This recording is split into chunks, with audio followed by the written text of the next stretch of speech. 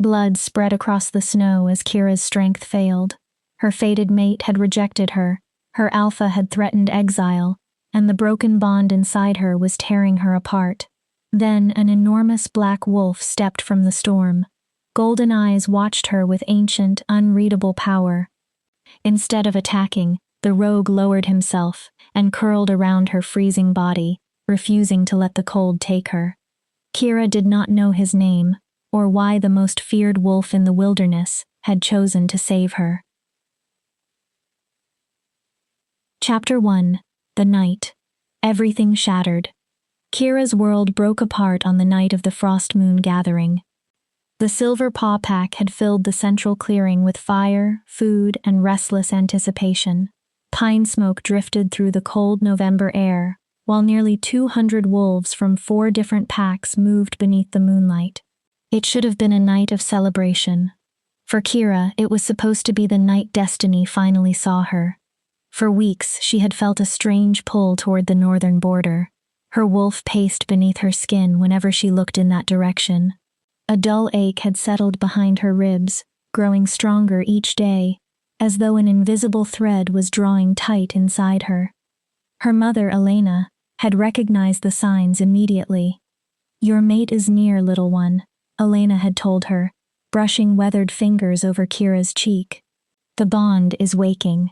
Kira had allowed herself to believe it. She should have known hope was dangerous. The Silver Paw Pack had never treated her cruelly enough to call it open hatred. Their rejection was quieter than that.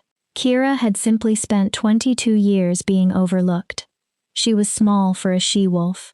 Her wolf form was covered in ordinary brown fur, without the silver markings, powerful build, or striking eyes that drew admiration. Her human features were gentle but plain. While other young females grew into celebrated beauties, attracted strong males, and secured respected places within the hierarchy, Kira remained the healer's daughter, useful when someone was wounded, needed when herbs had to be gathered, invisible at every other time. "Stand tall," Elena whispered as they walked toward the gathering. "When your mate sees you, none of the things this pack values will matter. The bond does not judge beauty, rank, or strength. It recognizes the soul." Kira wanted those words to be true. She wore the finest dress she owned, a simple cream-colored gown that looked modest beside the jeweled dresses of alpha daughters. She had braided small wildflowers through her dark hair.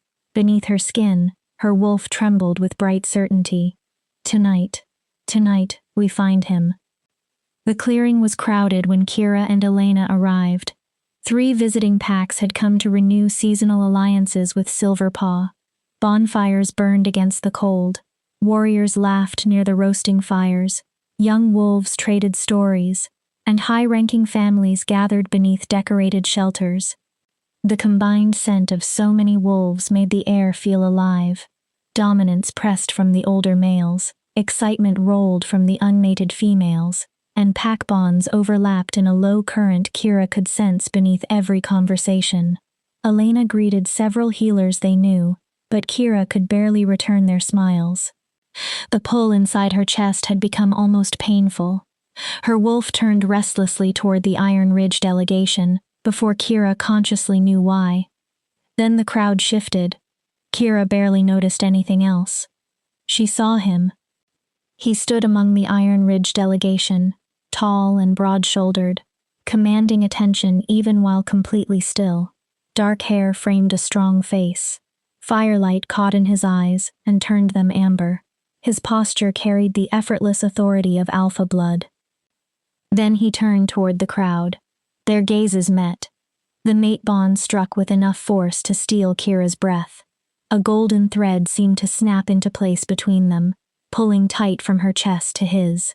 Recognition, hunger, certainty, and belonging rushed through her all at once. Warmth burst beneath her ribs and spread through her body. Her wolf threw back her head inside Kira's mind and howled. "Mate? Ours. At last." For one flawless heartbeat, Kira felt complete. Then the male's expression changed.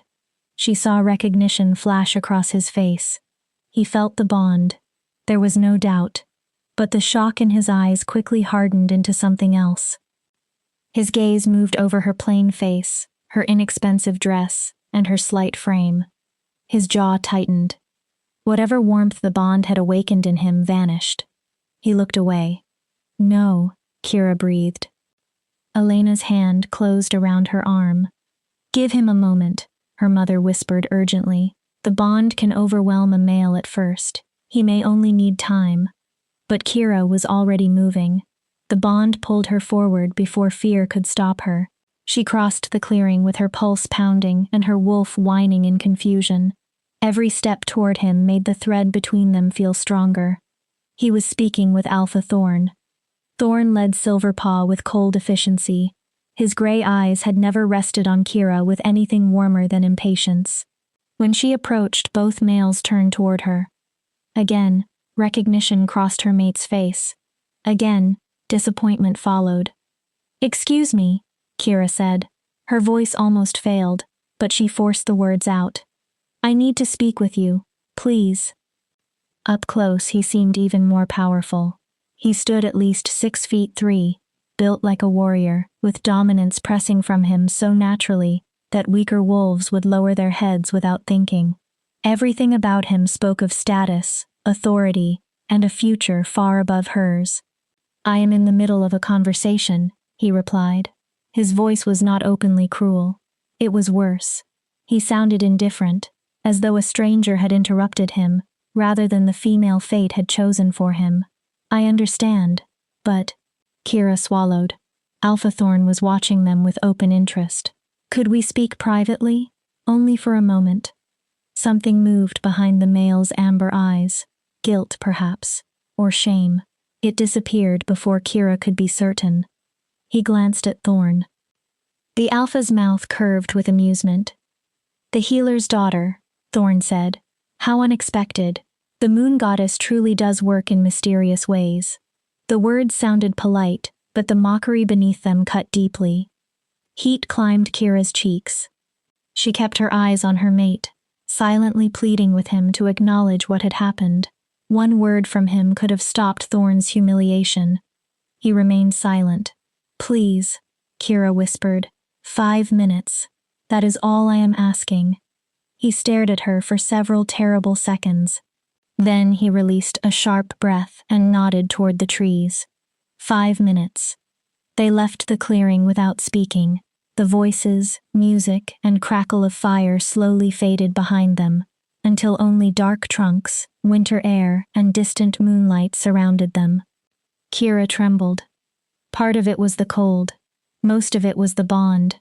It screamed at her to close the distance, touch him, and complete what destiny had begun. What is your name? She asked softly. Damien. He did not ask for hers. Damien Blackwood, second son of the Iron Ridge Alpha. Not the heir, but still far beyond Kira's place in the world. He was expected to hold power. She was expected to prepare herbs and remain unnoticed. I'm Kira, she said. Kira Ashford. She wrapped her arms around herself, trying to stop the shaking. You feel it too, don't you? Damien said nothing. The bond, Kira continued. You know I am your mate. His silence confirmed everything. Then why? Her voice cracked. Why did you look at me as though I had disappointed you? Because you did. He delivered the answer without anger or hesitation. It was a simple judgment, spoken as calmly as a fact about the weather. Something inside Kira fractured. Do not look at me like that, Damien said, impatience entering his tone. I am being honest. That is more courtesy than many males would offer. The moon goddess made a mistake. It is rare, but it happens. Kira stared at him. I am expected to become Iron Ridge's beta when my brother takes his place as alpha, Damien continued. I need a mate who can stand beside me, someone who commands respect, someone who strengthens my position. He gestured toward her, leaving the rest unspoken. You cannot be that. You don't know me, Kira managed. Her lips had gone numb. You don't know what I can. I know enough. He cut her off with absolute finality. You are the daughter of a healer from a mid-ranking pack.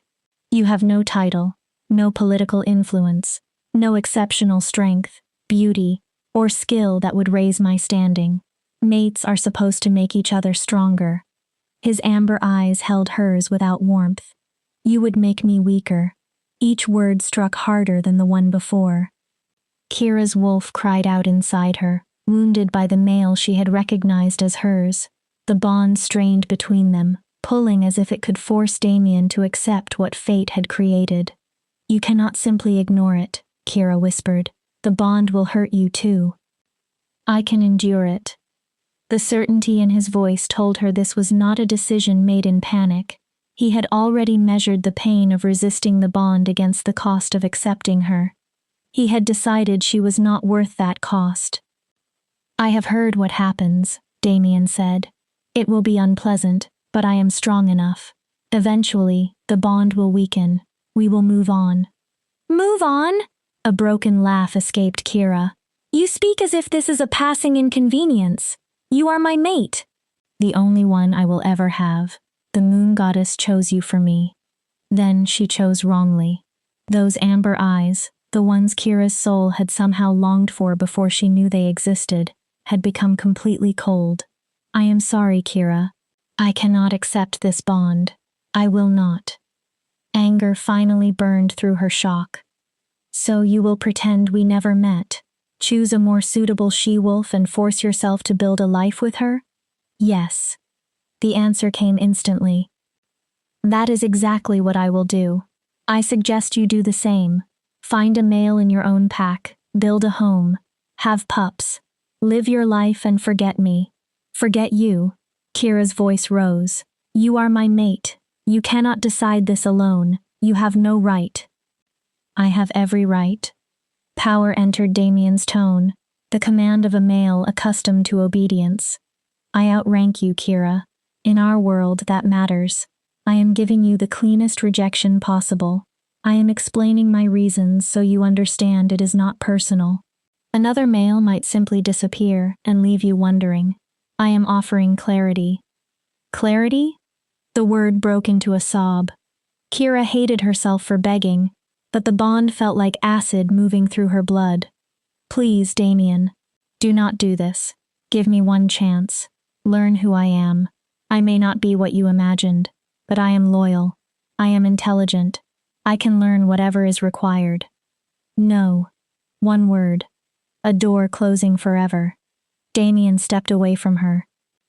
The distance sent sharp pain through Kira's chest. The bond stretched, protested, and tore at her wolf. My pack leaves at dawn, he said. His voice softened into the terrible gentleness of someone delivering a final blow. Do not approach me again.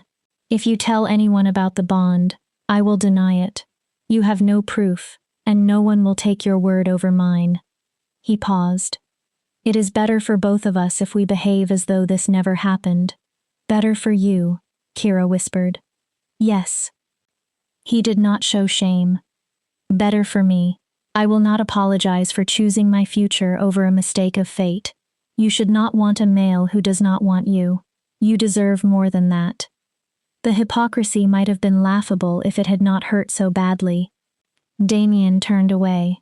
After several steps, he stopped and looked back once. Moonlight sharpened the angles of his beautiful face and left his eyes in shadow. For whatever it is worth, he said quietly, I hope you find happiness. Truly, just not with me. Then he walked back toward the gathering, toward his family, his ambition, and the life he had chosen without her. Kira remained among the trees. For several moments, she could not move. Music and laughter continued in the clearing beyond the trunks, cruelly ordinary, while the most important thing in her life ended without anyone stopping to notice. The bond writhed inside her, demanding that she follow Damien, touch him, plead again, or force him to acknowledge what fate had created. Kira held herself tightly, as though her arms could keep her ribs closed, around a heart that no longer knew how to beat without pain. Her wolf scratched at the inside of her mind, confused by the distance and terrified by the rejection. Go after him. He is ours. Do not let him leave. But Damien had made his choice with clear eyes. If Kira followed, He would only reject her again, perhaps in front of the entire gathering. She lowered her head and listened to his footsteps disappear. Kira was the one who would have to survive what he had done. Chapter 2. When Hope Dies in the Snow. Kira never returned to the Frost Moon gathering.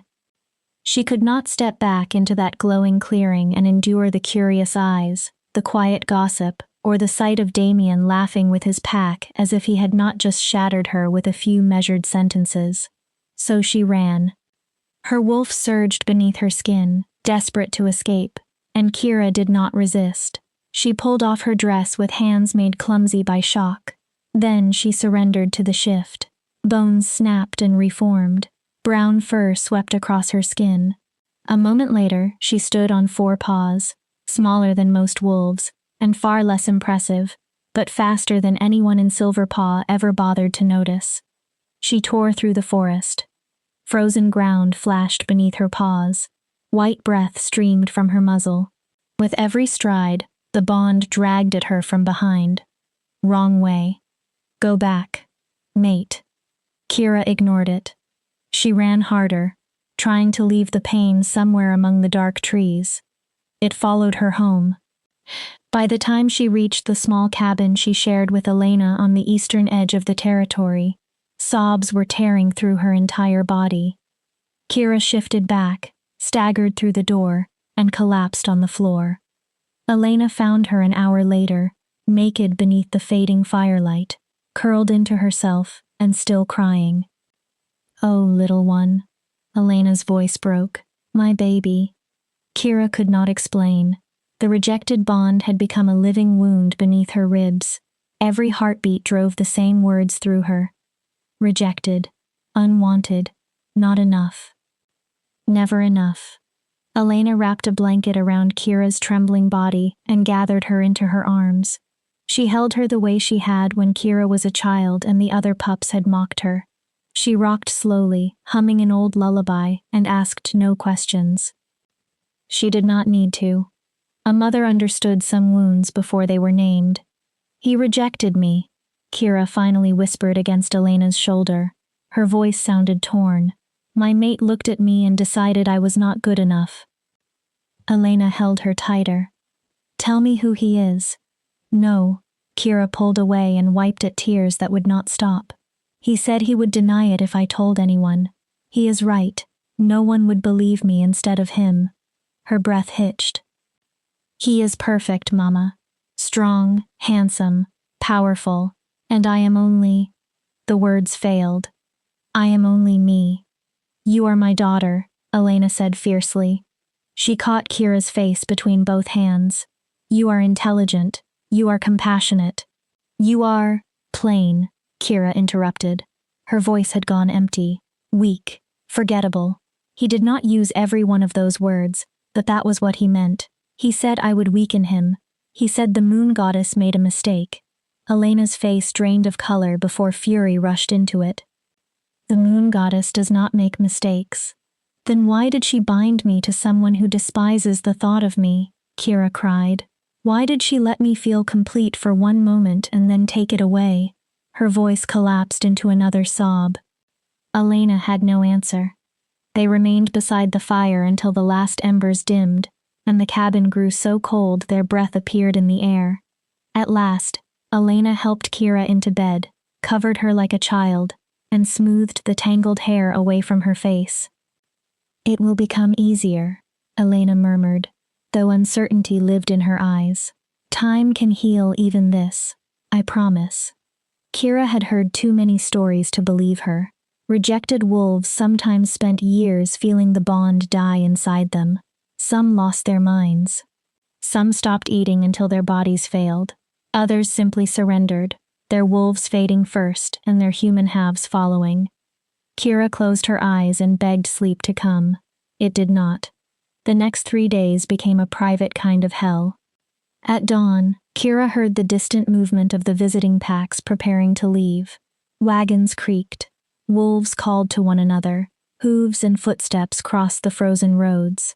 Somewhere among those sounds, Damien was departing Silverpaw exactly as he had promised. The bond followed him. Kira felt the distance stretch mile by mile, not as relief but as a slow tearing. Each increase in space made her wolf panic, while the human part of her begged for him to go far enough that she might finally breathe. Kira remained inside the cabin and allowed Elena to tell anyone who asked that she was ill. It was not truly a lie. A fever burned through her. Her hands shook. Her body reacted to the rejection as though something poisonous had entered her blood. Breathing hurt. Every heartbeat scraped against the wound beneath her ribs. Worst of all, Damien had not vanished. The bond remained. It stretched across the miles like a contaminated thread. Kira could sense flashes of him, anger, guilt, and a hard determination to put her behind him. Whenever exhaustion dragged her into sleep, she dreamed of amber eyes turning cold. She woke gasping, crying, and hoping with humiliating desperation that none of it had been real. Elena tried every remedy she knew. She brewed bitter teas from roots and bark.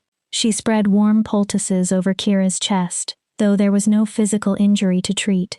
She mixed sleeping draughts that only deepened the nightmares. Between treatments, Elena sat beside the bed and spoke about ordinary things, the herbs that needed gathering, a pup recovering from fever, the first snow collecting on the roof. She seemed to understand that Kira could not survive if every word in the cabin belonged to Damien. Kira rarely answered, but her mother continued, building a thin bridge back toward the world, one quiet sentence at a time. Nothing touched the pain itself. Still, Elena refused to let pain become the only presence in the room. "You need food," Elena pleaded on the third day. She placed a bowl of stew beside the bed. "You have taken nothing except water." "I can't." The smell turned Kira's stomach. "Mama, please, leave me alone." Elena's expression folded with hurt, but she did not argue. She sat on the edge of the bed, took Kira's hand, and held it while her daughter stared at the ceiling. After a long silence, Elena spoke. "There is something I should have told you years ago." Kira turned her head slightly. Curiosity felt distant, as though it belonged to someone else. "Your father was my true mate," Elena said, "and he rejected me too." Kira pushed herself onto her elbows. "What?" A sad, uneven smile touched Elena's mouth.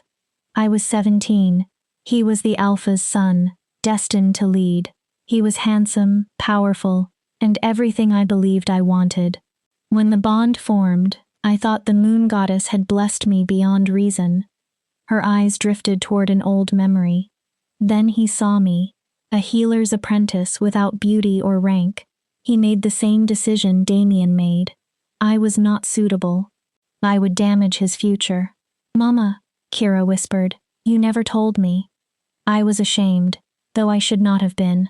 I also did not want you to fear the day you met your mate. I thought keeping my pain from you would protect your hope." Elena gave a bitter laugh. "I failed at that rather badly." "What happened to him?" Kira asked. "And what happened to you?" "He selected a mate from a neighboring pack. She was beautiful, influential, and born into rank.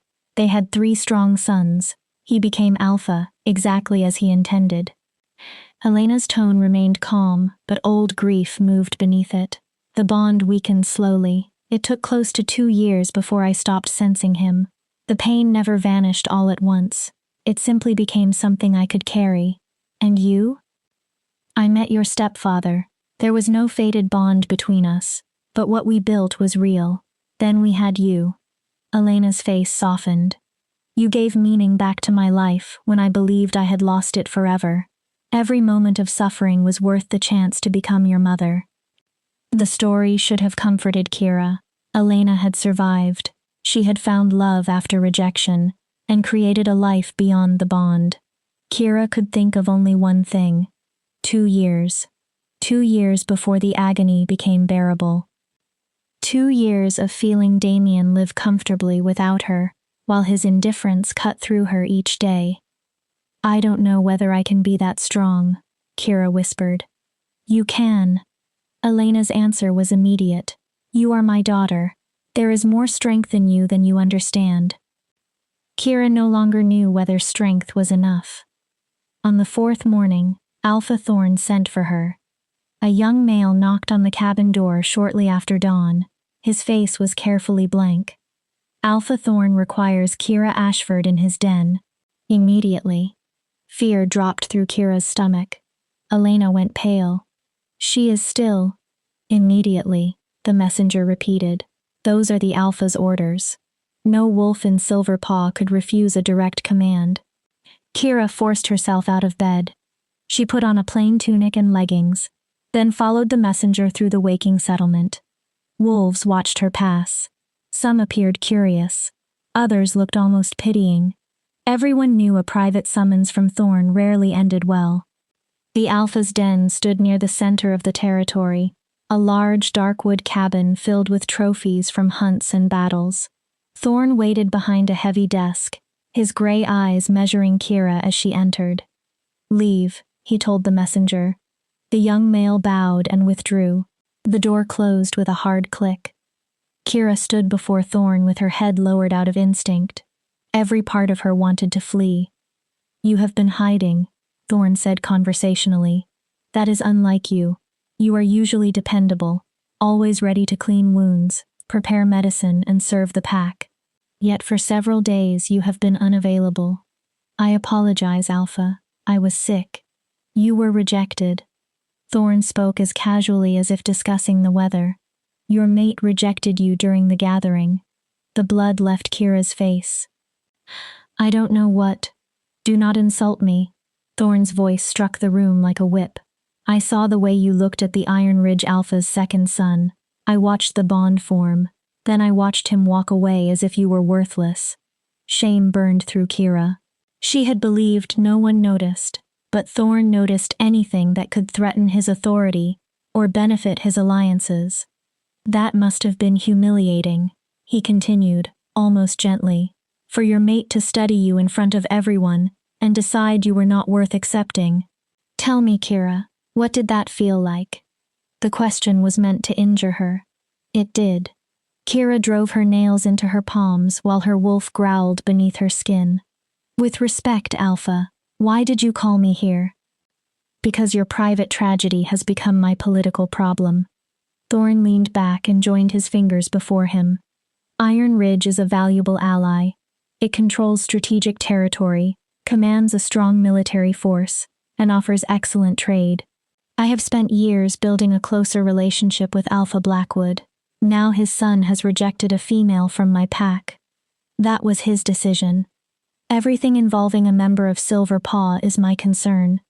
Thorn slammed his fist onto the desk. Kira flinched. Do you imagine Alpha Blackwood wants his son's rejection discussed throughout the region? Do you think he welcomes questions about Damien's judgment? He does not. Therefore, this matter will remain silent. Cold understanding settled over Kira. You want me to deny the bond. I want you to erase it. Thorn's gaze hardened. You did not meet your mate. No bond formed. You suffered an ordinary illness and remained inside your home. That is the only account you will ever give. Do you understand? And if I refuse? His smile carried no warmth. Then I will exile you for spreading malicious accusations against the son of an allied Alpha. I will say you invented a bond in an attempt to trap a higher-ranking male and disturbed pack unity when he refused you. He allowed the threat to settle. Your mother may remain here, of course. You will be declared rogue. No pack, no protection, no territory. Thorn's gray eyes sharpened. How many nights do you think you would survive alone in winter? This was not an empty threat. It was a promise. Another piece of Kira broke. Some final, foolish part of her had hoped her Alpha might care that one of his wolves had been wounded by an allied family. Instead, she was disposable. I understand, Alpha, she said. The words tasted like ash. Good. Thorn smiled. I am pleased we understand each other. You may go. Kira turned toward the door, moving on numb legs. One more thing. She stopped. I suggest you recover quickly, Thorn said. This pack needs its healer's daughter functioning. Your emotions belong to you. Do not allow them to interfere with your duties again. Kira could not trust her voice. She bowed and escaped the den. Snow began falling that afternoon.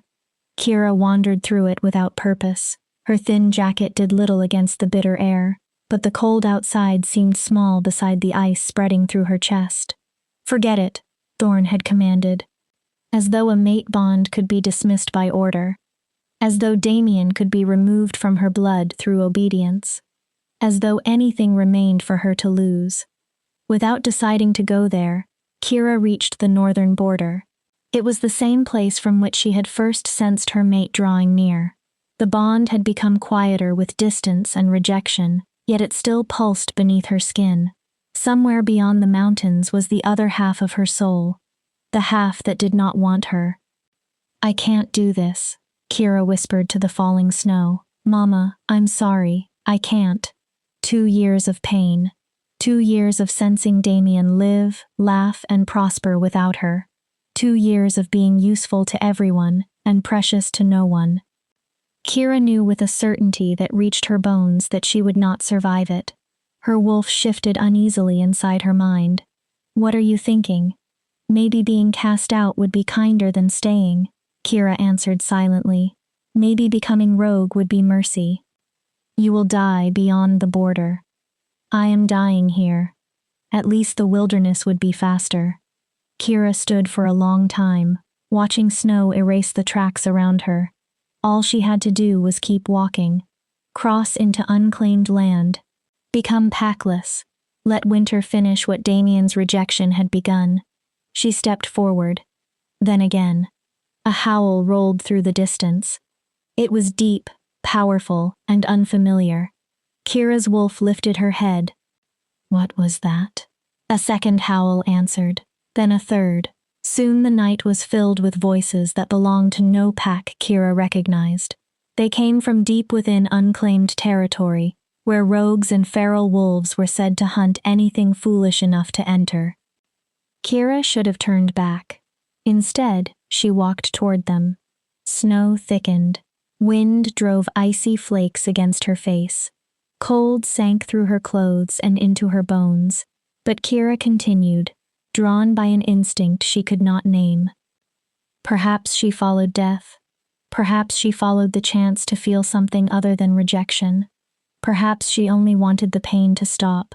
The last clear image Kira remembered was the snow beneath her feet changing from white to red.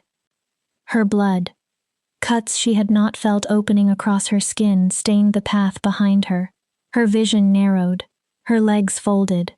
As the frozen world tilted and darkness closed over her, the mate bond flared once, bright, desperate, and sharp enough to steal her final breath. Then everything disappeared. Chapter 3. The Rogue with Golden Eyes.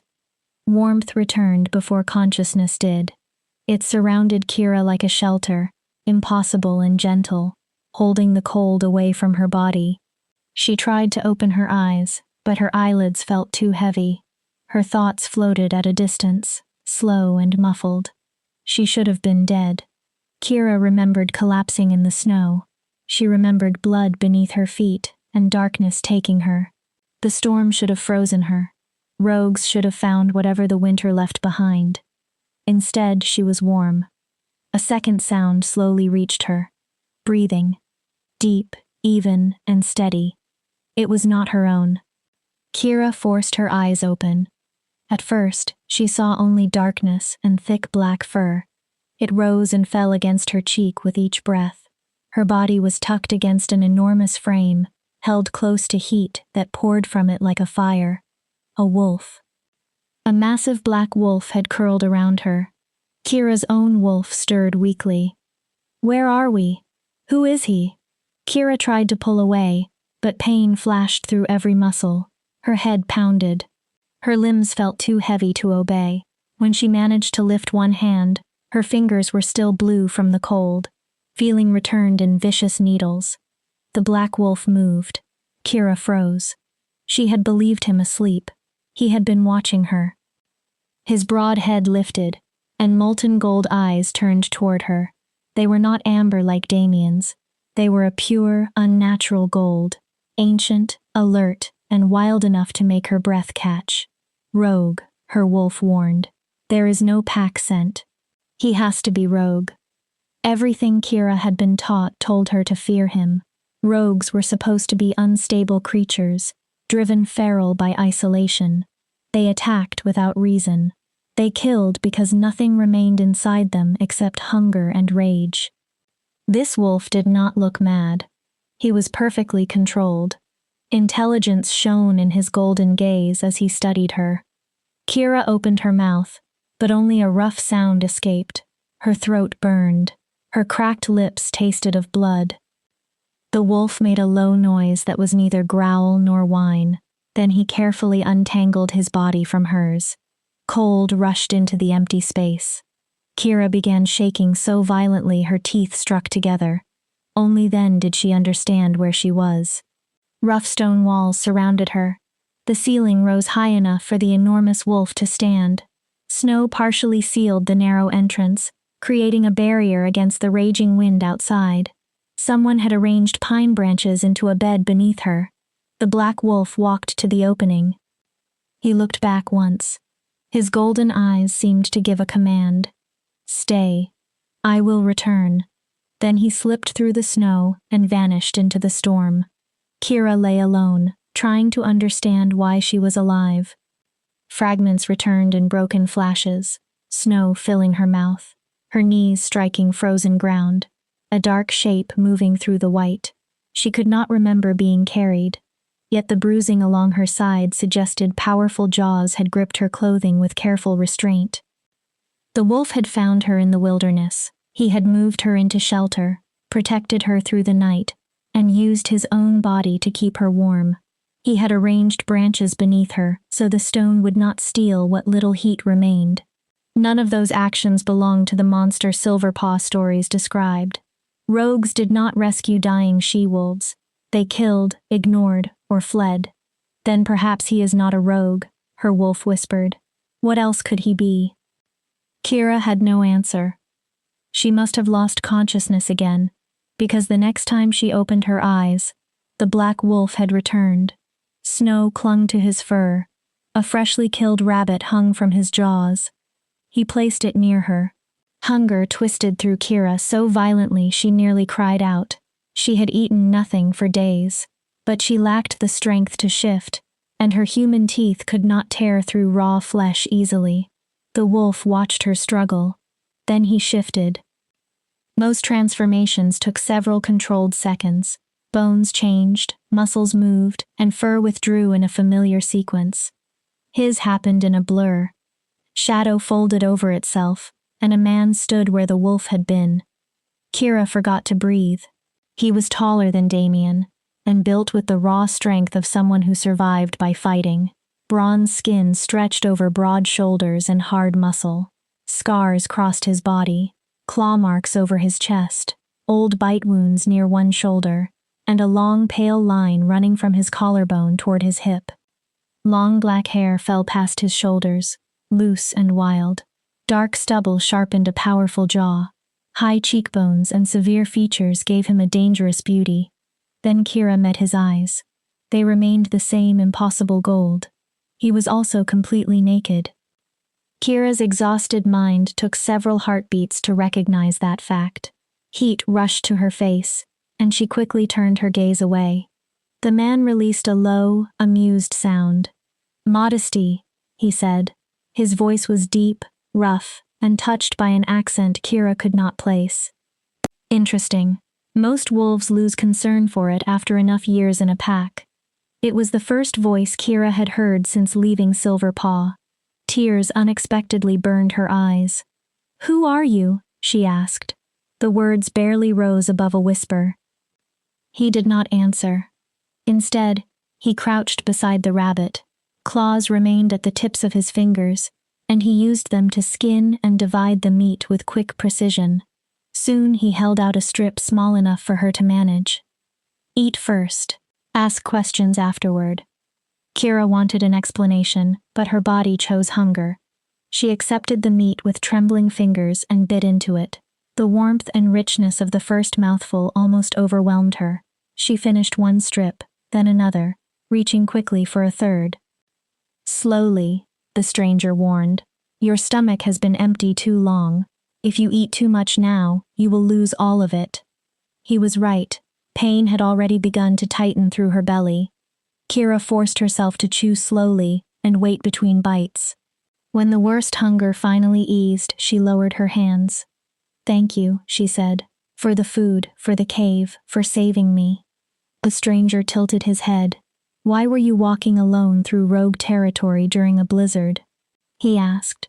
His tone held curiosity rather than accusation. You had no protection and no supplies. Shame warmed Kira's face. The truth sounded weak even inside her mind. My mate rejected me, so I walked into the wilderness hoping to die. I became lost, she said. I was not thinking clearly. I'm sorry if I crossed into territory that belongs to you. His eyes narrowed. He knew she was lying. He did not expose her. This land does not belong to me, he said. I am passing through. Then why did you help? The question left Kira before she could stop it. You are rogue, aren't you? You could have left me in the snow. It would have been easier. An emotion crossed his face too quickly for her to understand. Perhaps, he said, but I did not. Why? He looked toward the cave entrance for a long time. Because everyone deserves the chance to decide whether they want to live, he said at last. You were too close to death to make that decision clearly. So I made it for you. His golden eyes returned to her. If you still wish to die, little wolf, you should at least be awake when you choose it. Kira's throat tightened. He had known.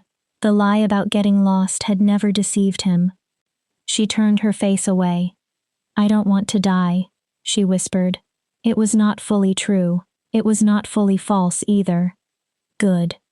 The man rose in one smooth movement, apparently unconcerned by his nakedness. Then sleep. Heal. The storm may last another day or two. When it passes, you can return to your pack. The thought of Silverpaw tightened Kira's chest. She saw Thorn's gray eyes, heard Damien's rejection, and imagined the whispers that would follow her everywhere. But where else could she go? What will you do? She asked. Where are you going? His expression closed. That is not your concern. You saved my life. That makes it my concern. Amusement flickered in his gaze. Bold words from someone who cannot sit upright without shaking. He was right. Exhaustion pressed heavily against Kira. Still, some instinct warned her that if she slept, he might disappear. Tell me your name, she said. Please. I need to know whom I am thanking. He hesitated. Kieran. Kieran, she repeated. The name sounded old and powerful. I'm Kira. I know. At her confused look, he pointed toward the damaged jacket around her. A small sewn patch carried the Silverpaw symbol and her name. You also speak while sleeping, Kieran added. You called for your mother, and for someone named Damien. His voice changed slightly on the final name. Your mate? Pain drove between Kira's ribs. He was meant to be. Kieran waited. He rejected me 4 days ago, she said. Her voice had gone flat. He looked at me, decided I was not good enough, and walked away. She gestured weakly toward herself and the cave. That is why I was out there. Silence settled between them. Kira waited for pity or hollow reassurance. Kieran offered neither. Then he is a fool, he said, and you are safer without him. The blunt certainty startled a laugh from her. It sounded broken, almost wild, but it was real. I don't feel safer, Kira admitted. I feel as though I am dying. The bond is still inside me. Every moment reminds me that he is somewhere living his life while I... She could not finish. Kieran came closer and crouched until their eyes were level. At that distance, Kira could see every scar crossing his body. Whatever life he had known, it had demanded blood from him. The bond will weaken, he said. Not quickly. Not gently. It will hurt until you believe the pain has no end. but it will fade. His voice lowered. You will survive this, Kira, even when you are certain you cannot. You speak as though you know. Kieran's jaw tightened. I do. Were you rejected too? No. His eyes became distant. My mate died 3 years ago. Kira went still. Hunters killed her. They did not care that wolves think, speak, or feel. To them, we were animals worth chasing for sport. The grief in his voice had never healed. I'm sorry, Kira said. Do not be. Kieran stood abruptly and turned away. It happened a long time ago. I moved forward. He had not. Kira heard it in the rigid control of his voice. He had survived the loss, but survival and healing were not the same. When she died, Kira asked softly, did the bond break at once? Yes. Kieran kept his back to her. It was like a rope snapping. One moment she existed inside me. The next, there was only silence where she had been. Does the silence become easier? He finally looked at her. Pain filled his golden eyes, vast and carefully contained. No, he said. You only learn how to live beside it. It was not the answer Kira wanted. Because it was honest, it comforted her more than a beautiful lie. Rest now, Kieran said, his voice gentler. Your body needs sleep if it is going to recover. I will watch the entrance.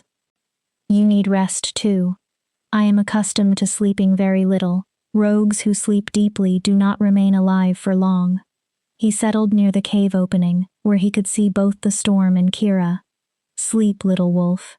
You are safe here. I give you my word. Every lesson Kira had learned warned her not to trust a rogue. She barely knew the male in front of her. He was powerful, scarred, and wrapped in secrets. Still, she believed him. Kira closed her eyes and allowed exhaustion to take her. For the first time since Damien rejected her, no nightmares came. Hours later, Kira woke to find Kieran in wolf form again.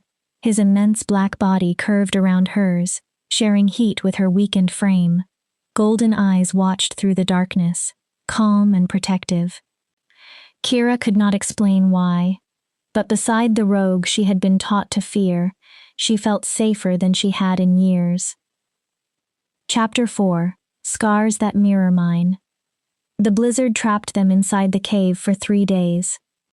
Outside, wind screamed across the mountain and repeatedly buried the entrance in fresh snow. Inside, time became measured by the fire, the small meals Kieran brought, and the gradual return of strength to Kira's limbs. When the flames weakened, Kieran fed them. When cold woke her, he shifted and placed his body beside hers, without making the kindness feel like a debt. For 3 days, Kira existed within the strange pocket of safety Kieran had created. She rested on pine branches and firs, while her strength slowly returned. During brief breaks in the storm, Kieran hunted rabbits and birds. He melted snow for water, kept the fire alive, and checked her wounds with a care that never felt forced. For 3 days, Kira tried not to think about Damien. She failed. The mate bond remained beneath everything. Distance and rejection had weakened it, but not enough to let her forget. In the quiet hours when Kieran left to hunt, Kira pressed a palm to her chest and wondered whether Damien felt the same emptiness. Did he sense the wrongness of being separated from the person fate had selected for him? Probably not. Damien had approached the rejection like a calculation. He had measured pain against ambition, and chosen ambition without hesitation. I am strong enough to endure it. Kira could still hear him. While she recovered in a cave, he was likely continuing with his plans. He might already be meeting females whose rank and beauty matched the future he wanted. Perhaps he was forgetting the quiet healer's daughter who had begged him for one chance. You are thinking about him again. Kira flinched and looked toward the entrance. Kieran stood there in human form with snow across his shoulders and a ptarmigan hanging from one hand. After the first day, he had stopped searching for ways to preserve modesty. He shifted too often for clothing to be practical. Kira had almost grown accustomed to it. Almost.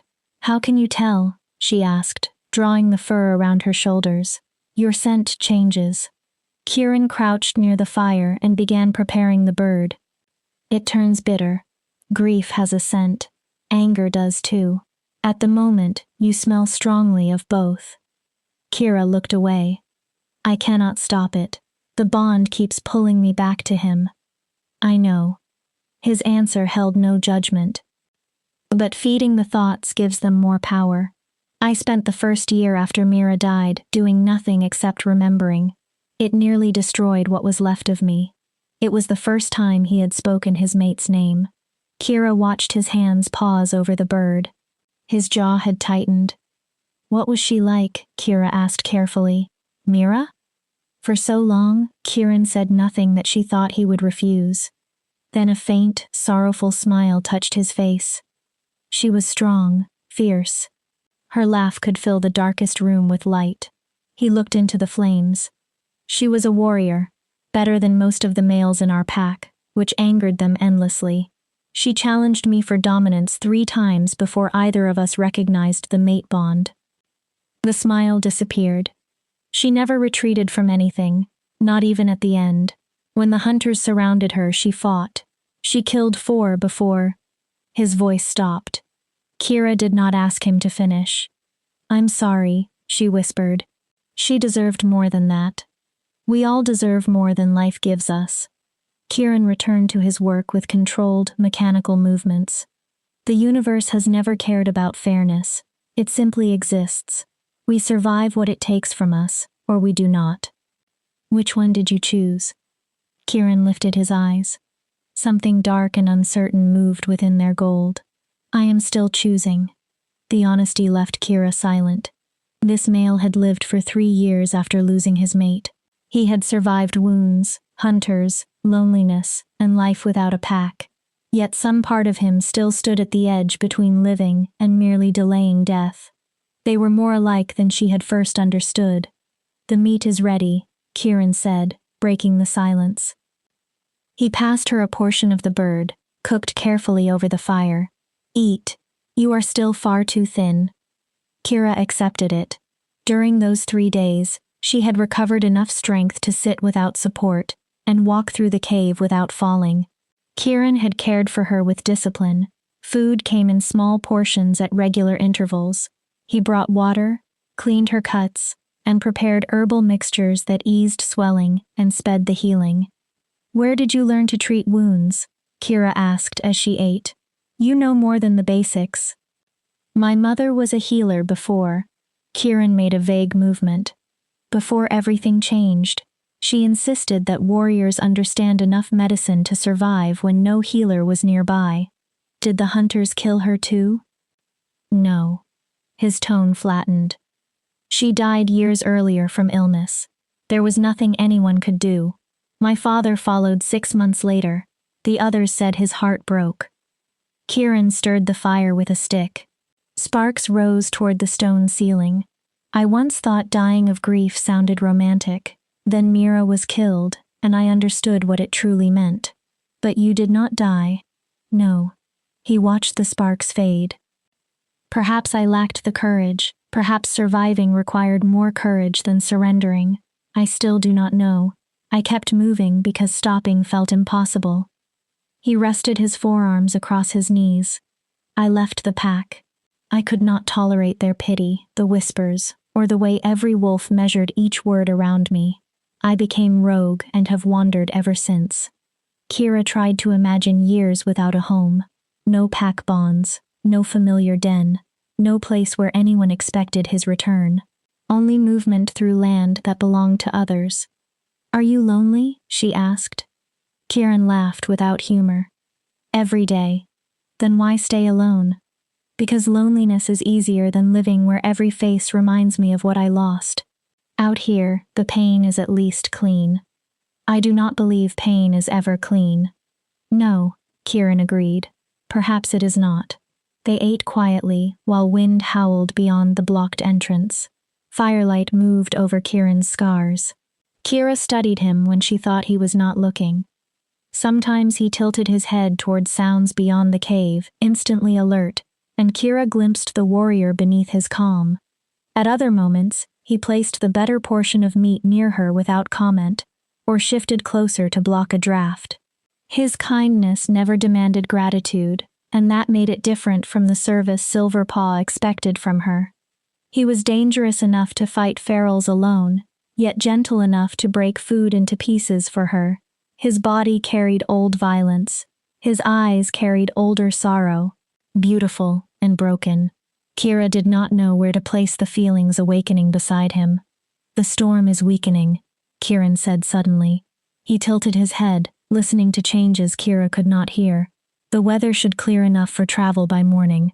Kira's stomach dropped. "Oh, I will take you to the edge of Silverpaw territory. I want to know you reach home safely." He kept his attention on the fire. "You will need an explanation. Do not tell them you spent the storm with a rogue. Say you became lost, found this cave, and survived until the weather cleared." "Of course." Kira swallowed against an unexpected ache in her throat. She should have felt relief. Elena would be waiting. The cabin would be warm. Her own bed stood only a few hours away. Instead, the thought of leaving Kieran felt like another loss. "What will you do after you take me back?" she asked. "I will continue moving. Will I see you again?" The question escaped before Kira could decide whether to ask it. Kieran's expression closed. "No, that would not be wise." "Why?" "Because I am rogue, Kira. I have no pack, no protected territory, and no accepted place among civilized wolves. If someone sees you with me, they will ask questions. You already have enough trouble. What if I do not care?" "You should." His voice hardened. "You believe your life is difficult now. Try being treated as a disease by every pack you cross. Try waking each day knowing the next patrol may drive you away or decide to kill you. Try understanding that you do not belong anywhere and never will again." Golden eyes held hers. "There is nothing romantic about this existence. It is hell." "Then why do you keep choosing it?" Kira challenged. "Why not ask another pack to accept you? Why not begin again?" "Because..." Kieran stopped. His jaw flexed. "Because the only pack I ever wished to belong to was Mira's. I cannot return. Every trail, den, and familiar voice carries her memory. It is too much." His tone dropped. "So I remain rogue. I survive. I avoid thinking about what is gone." Pain roughened every word. "I'm sorry," Kira said. "I should not have pushed." Kieran shook his head. "No, it is not your fault. I am simply not accustomed to speaking about her, or myself." He rose quickly. "I will inspect the area. Storms sometimes force ferals toward shelter. Stay inside." Before Kira could answer, his body blurred into the massive black wolf. Then he disappeared through the snow. Kira sat alone beside the fire and fought tears she did not understand. In 3 days, Kieran had become something she could not name.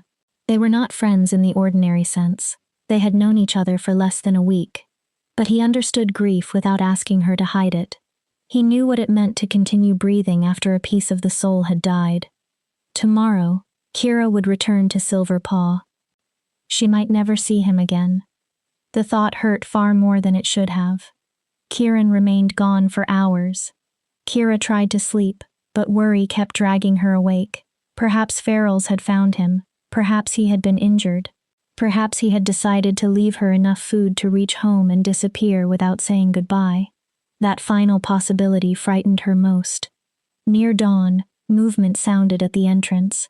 Kieran slipped inside in wolf form. Snow covered his dark coat. He shook it away and shifted. Kira's breath caught.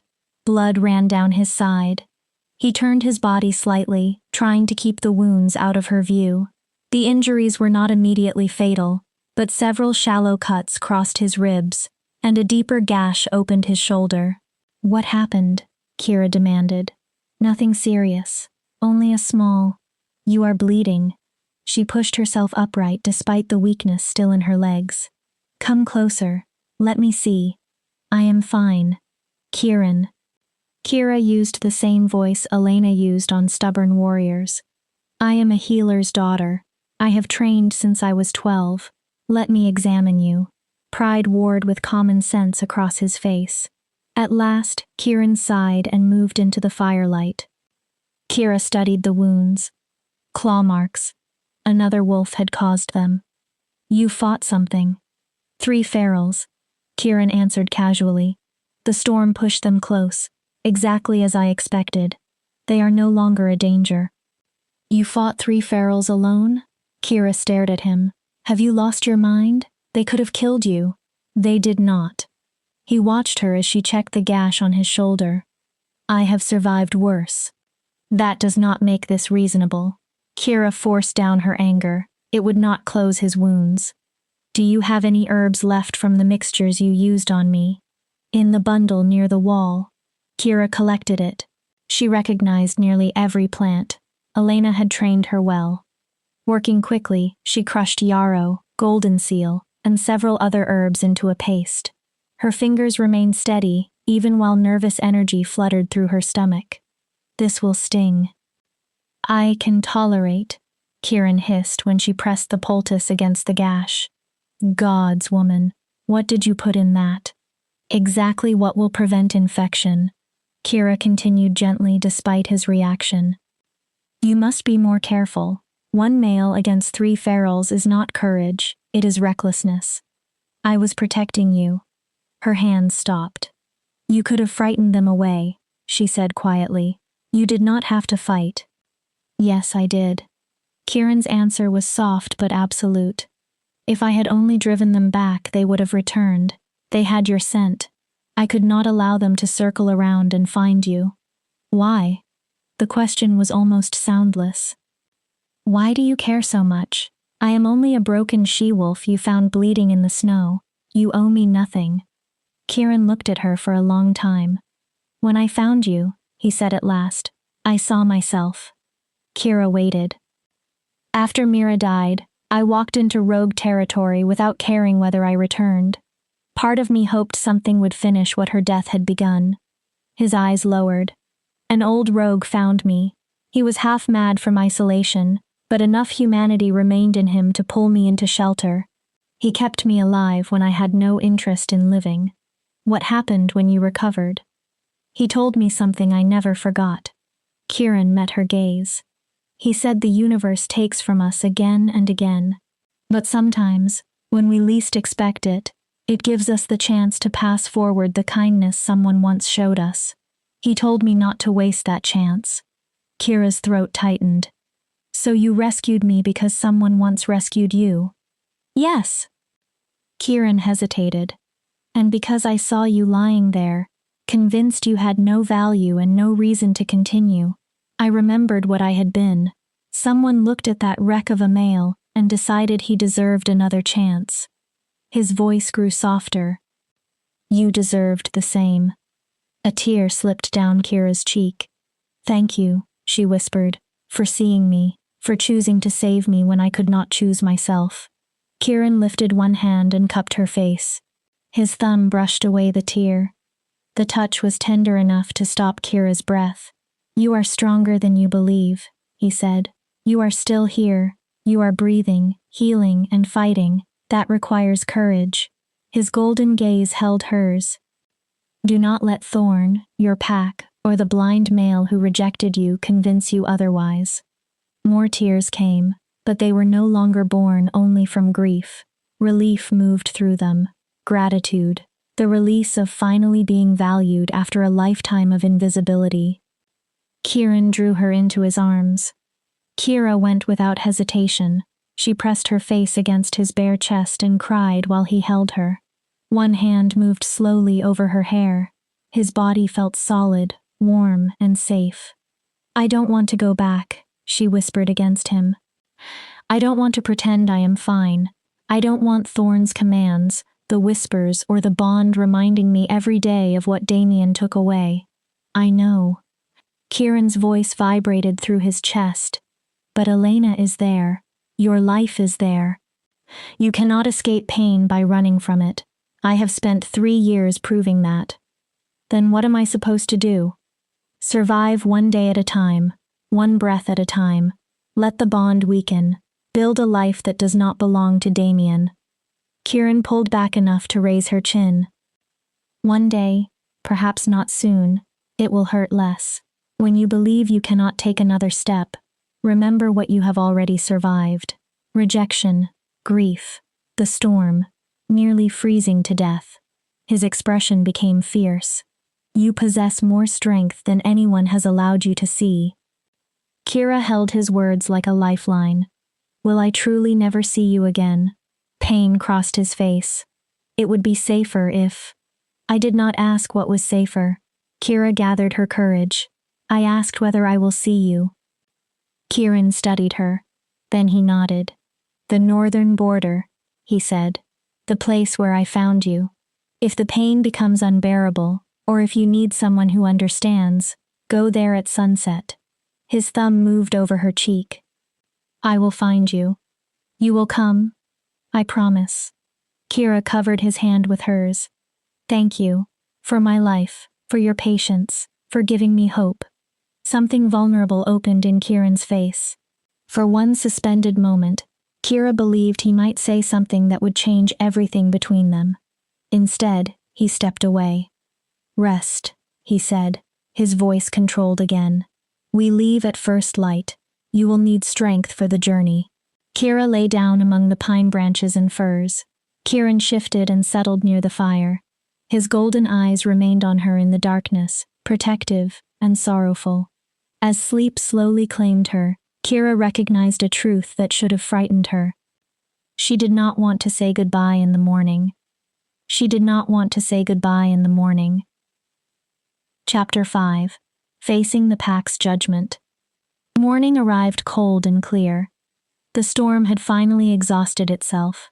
Pale light entered through the cave opening, and Kira woke to find Kieran already standing there in human form. Against the white wilderness, he looked like a figure from an old legend, wild, powerful, and more at home among mountains than walls. It is time, he said without turning. Travel will be easier now. We should leave before the weather changes again. Your pack must be worried. Would they be? Kira doubted anyone except Elena had noticed her absence. To Silverpaw, she was the healer's quiet daughter, useful when required, forgettable when she was not. Most wolves probably believed she had remained hidden in the cabin after Damien's rejection. None of them would imagine that she had spent 4 days fighting for her life beyond the border. Kira sat up. Every muscle protested. I'm ready. Kieran looked at her.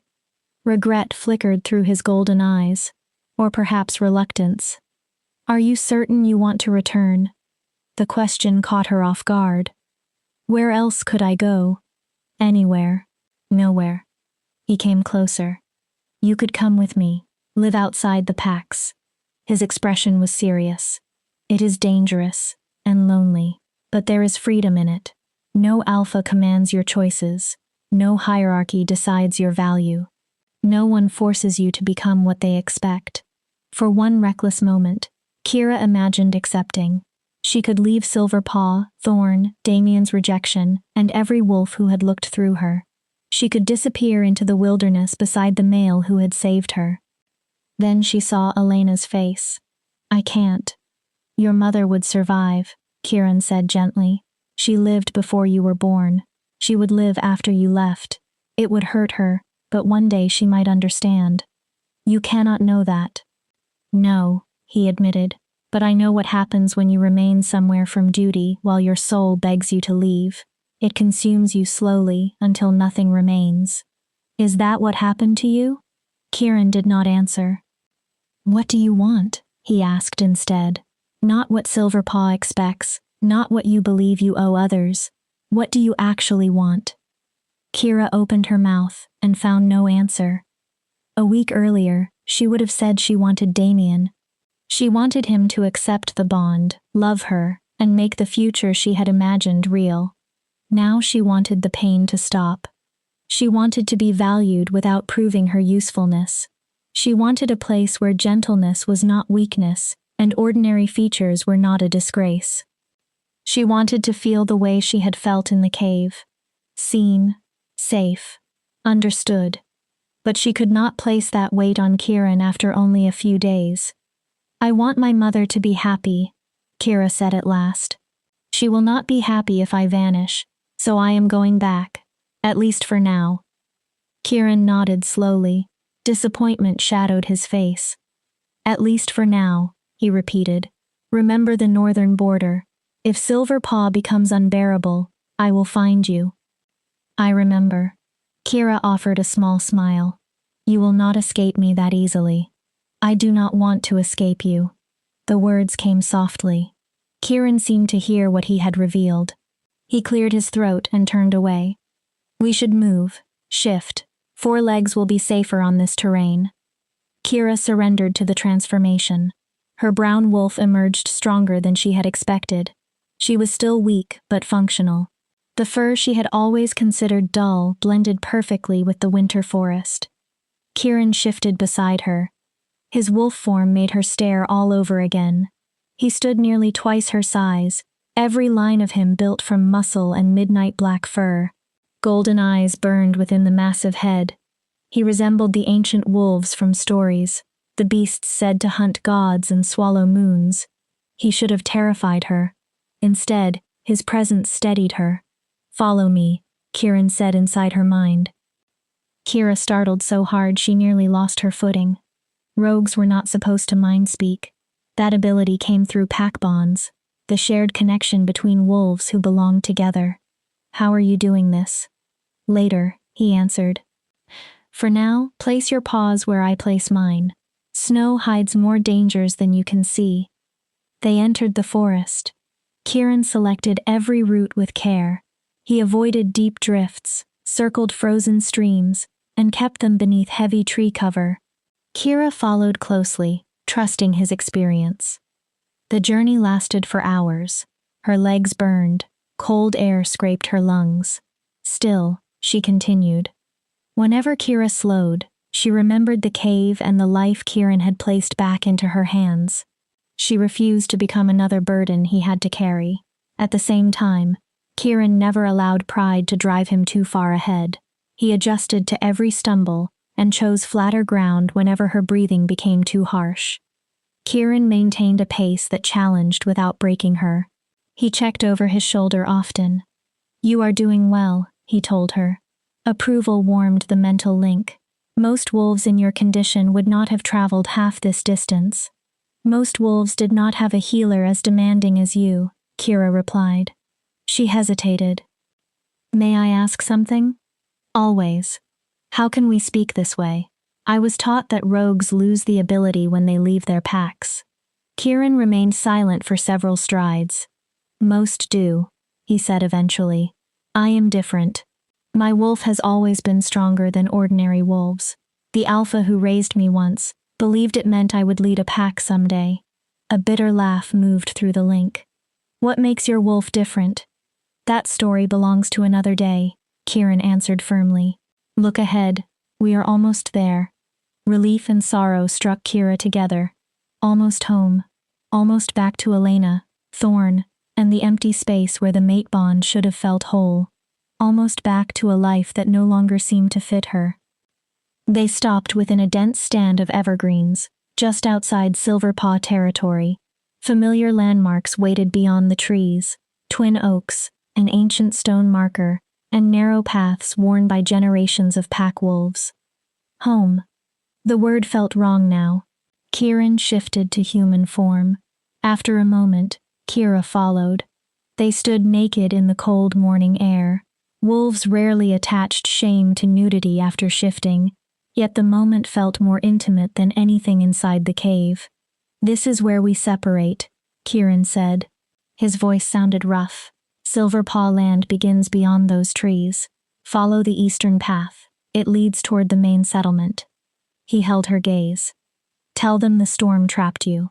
Say you found a cave and rationed whatever food you carried. And if they doubt me, repeat the same account. Never change it. Consistency makes a lie difficult to break. His expression sharpened. Do not mention me, Kira. Not to anyone, even someone you trust completely. Especially someone you trust. Secrets travel, and you cannot afford the attention my name would bring. Kira nodded. Before fear could stop her, she stepped forward and embraced him. Kieran's body stiffened in surprise. Then his arms closed around her. He was warm, solid, and real. Kira pressed her face against his chest and memorized his scent: pine, snow, and something untamed. "Thank you," she whispered. "You saved me in more ways than I can explain."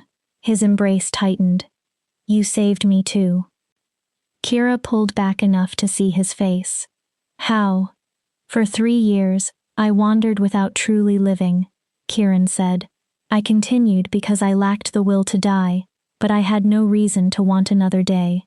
His voice caught. "Then I found you. You reminded me what it feels like to matter, even if only to one stranger who needed shelter from a storm." "You matter, Kieran." Kira's answer came fiercely. "You are brave. You are kind. You are—" "Do not," he interrupted, though his tone remained gentle. "Do not turn me into more than I am. I am a rogue who happened to find someone in need. You are more than that. To you, perhaps. For now." Kieran lifted one hand and held her cheek. The tenderness of the gesture hurt. "You will return to your life. I will return to mine. One day this will be a strange memory. The time you nearly died and a mysterious wolf pulled you from the snow. That is not all this was." Kieran shook his head. "It must be. Anything more would be complicated, dangerous, wrong." "Why wrong?" "Because I am rogue. Because your rejected bond is still tearing through you. Because we barely know one another." He motioned between them. "This connection is not real. We are two damaged people using shared pain to feel less alone." The words should have wounded Kira like Damien's rejection. They did not. She saw the conflict in Kieran's face. She heard the lie trembling beneath his certainty. "You are afraid," she said. "I am practical." "You are afraid to care again." His jaw tightened. "You fear I will leave you the way Mira did." "Mira did not leave. She was taken." "The result was still loss," Kira said softly. "She is gone, and you remain. For 3 years, you have made sure no one could become important enough to hurt you that way again." Kira covered the hand resting against her cheek. "I am not asking you to love me. I am not demanding promises. I only want honesty. Do not call this nothing when we both know it mattered." Kieran stared at her for a long time. Then he bent and rested his forehead against hers. Kira closed her eyes. "You frighten me," he whispered, "because you are right. These days mattered. You matter, and I have no idea what to do with that. You do not have to do anything." Kira's voice softened. "Only do not disappear. Do not promise to meet me at the border and then decide I am better without you. I have watched enough people walk away." "I will not." Kieran pulled back. Fierce certainty filled his eyes. "If you come to that border, I will find you, even if it takes days, even if reaching you is dangerous." "Good." Kira managed an uneven smile. "I suspect I will need a friend during the weeks ahead." "A friend," Kieran repeated, testing the word. Then he nodded. "Yes, I can be your friend." It was not everything moving between them. For now, it was enough. "I should go," Kira said. "Mama will be terrified." "I know. Go." Kieran stepped back. "Remember the story. And be careful with Thorn. From what you told me, he is not a male I would trust with your life." "I will be careful." Kira shifted and looked at him one final time. Kieran stood alone among the trees, already resembling a shadow cut away from the world. Then Kira turned and ran into Silverpaw territory. Elena had been searching near the Twin Oaks.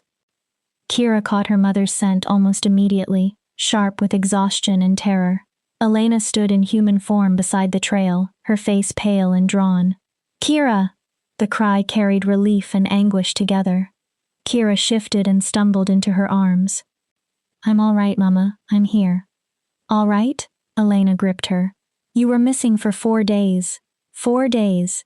After what happened with your mate, I thought you had—" Her voice broke. "I got lost," Kira interrupted, hating the lie. The storm rose too quickly. I could not find the path home. I sheltered in a cave and survived on the little food I had. She met Elena's eyes. I'm sorry. I never meant to frighten you. Elena held Kira's face in trembling hands, examining her like a healer. You are thinner, pale, but there are no serious wounds. How did you survive that storm for 4 days? The cave was deep and protected. Kira chose each word carefully. I was fortunate. Not entirely a lie. We need to get you home, Elena said. Warmth, food, clean clothes. Can you walk, or should I call someone? I can walk, slowly. Kira did not want more witnesses.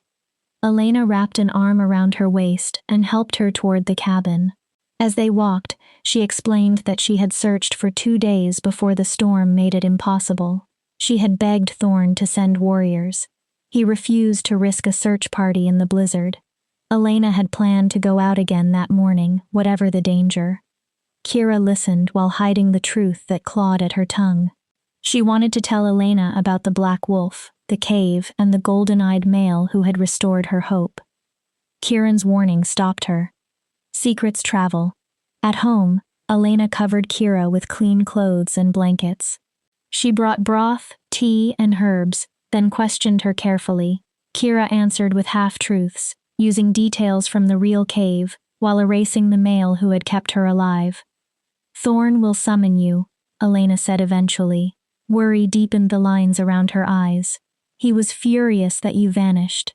He said a silver paw wolf disappearing during alliance negotiations made the pack appear undisciplined. Of course he had made her suffering about politics. I will face him tomorrow, Kira said. Tonight, I need sleep. Elena kissed her forehead. Of course, I am only grateful you came back. When I believed I might lose you. She did not finish. Kira embraced her. I'm here, I promise. That night, Kira lay clean and warm in her own bed and stared at the ceiling. The mate bond still ached. Damien's rejection had not disappeared, yet something beside the pain had changed. A second feeling now occupied the space within her, warm, golden, and protective. Hope. Kira placed a hand over her heart and remembered golden eyes in a dark cave, a black wolf surrounding her with his body, a grieving male choosing to save her when he had barely learned to save himself. The northern border, he had promised. If you need me, I will find you. Kira believed him.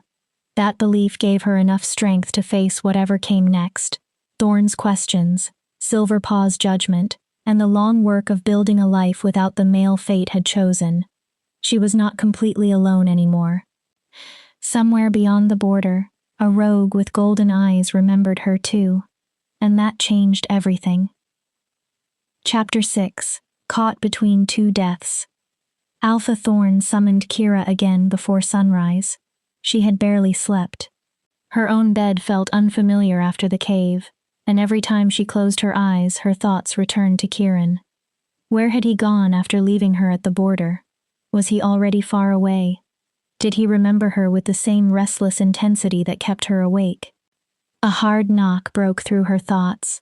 The young messenger from Thorn's den stood outside. His face revealed nothing. The Alpha requires you, now. Elena's hand closed around Kira's shoulder. She is still recovering. Now, the male repeated. Those are his orders.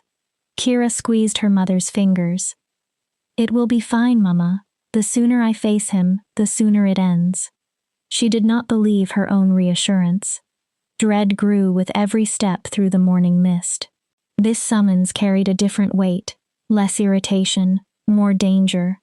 Thorn was not alone. The moment Kira crossed the threshold, the sense in the room warned her that this was not another private reprimand. Dominance layered over dominance until her wolf crouched instinctively inside her.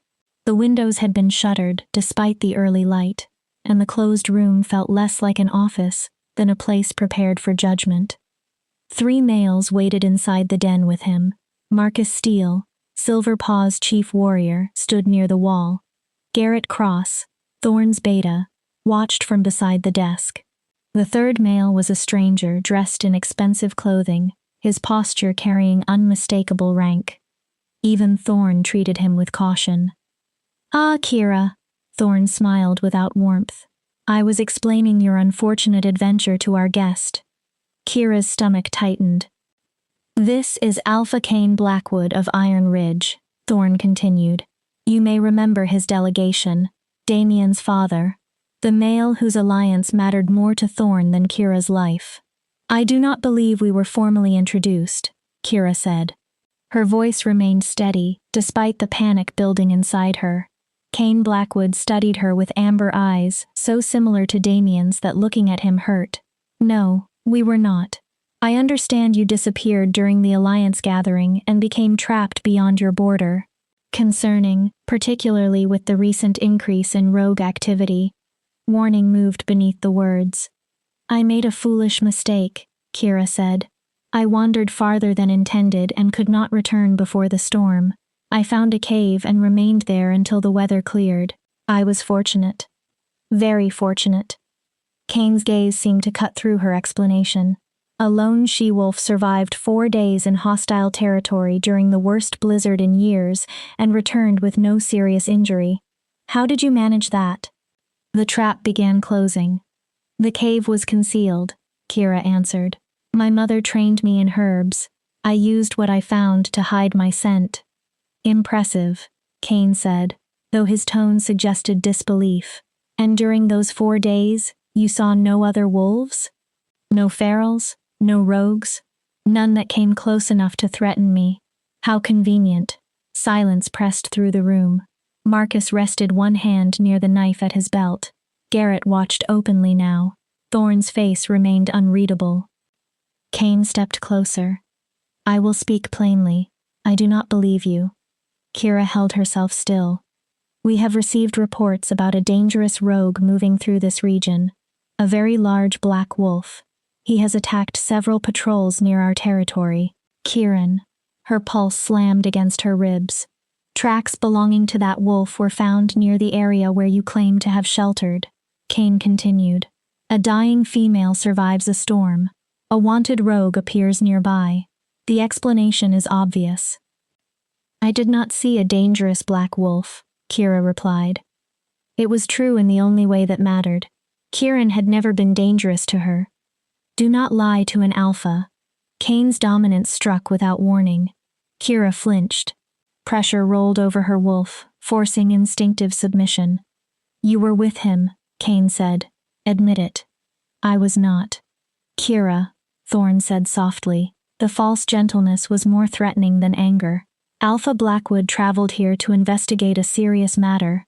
This rogue is wanted for theft, assault, and possibly greater crimes. If you helped him, even without understanding who he was, you may be held responsible." He leaned forward. "Cooperate, and we may show mercy." Threats disguised as kindness.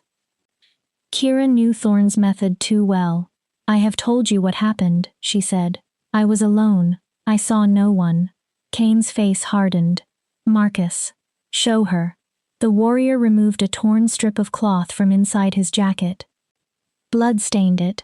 Kira recognized the fabric immediately. It had come from the jacket she wore when she collapsed. "We found this outside the cave," Marcus said.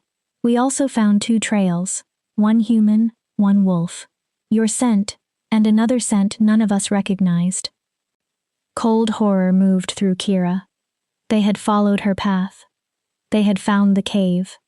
They possessed proof that someone had been with her. Continuing to deny everything would only make them more suspicious. Kira searched desperately for a version of the truth that could protect Kieran.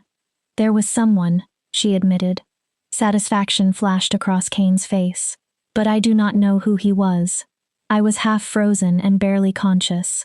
He brought me to shelter and kept me alive. By the time I was fully awake, he had gone. I never learned his name. I hardly saw his human form." "You spent 4 days beside a stranger and learned nothing?" Garrett scoffed. "Do you take us for fools?" "I was dying," Kira snapped. "I drifted in and out of awareness. Whoever found me gave me food and warmth. That is all I can tell you." "He was rogue," Cain said. Kira's hesitation betrayed her. She remembered Kieran warning her to keep every answer simple. Do not volunteer details. Do not defend me so fiercely that they understand what I mean to you. But Kira had never been trained to lie under an alpha's dominance. Her wolf wanted to submit, while every human instinct demanded that she protect the male whose blood might already be on Kane's hands if she failed. I believed he might be. Kane smiled like a predator. Then this is what you will do. You will describe him. His size, coloring, scars, voice, and every detail you remember. You will take us to the cave. His eyes narrowed. Then you will help us find him. I can't. You can, and you will. Kane released another wave of dominance. The force drove Kira to her knees. Her hands caught the floor. Her wolf whimpered beneath the pressure. That rogue is a threat, Kane said. He has attacked pack wolves and compromised our borders. If you protect him, you share responsibility for his crimes. Do you want to be named a traitor? Every word was chosen to frighten and corner her. But Kieran had carried her from the snow. He had fed her, healed her, and held her through the worst pain of her life.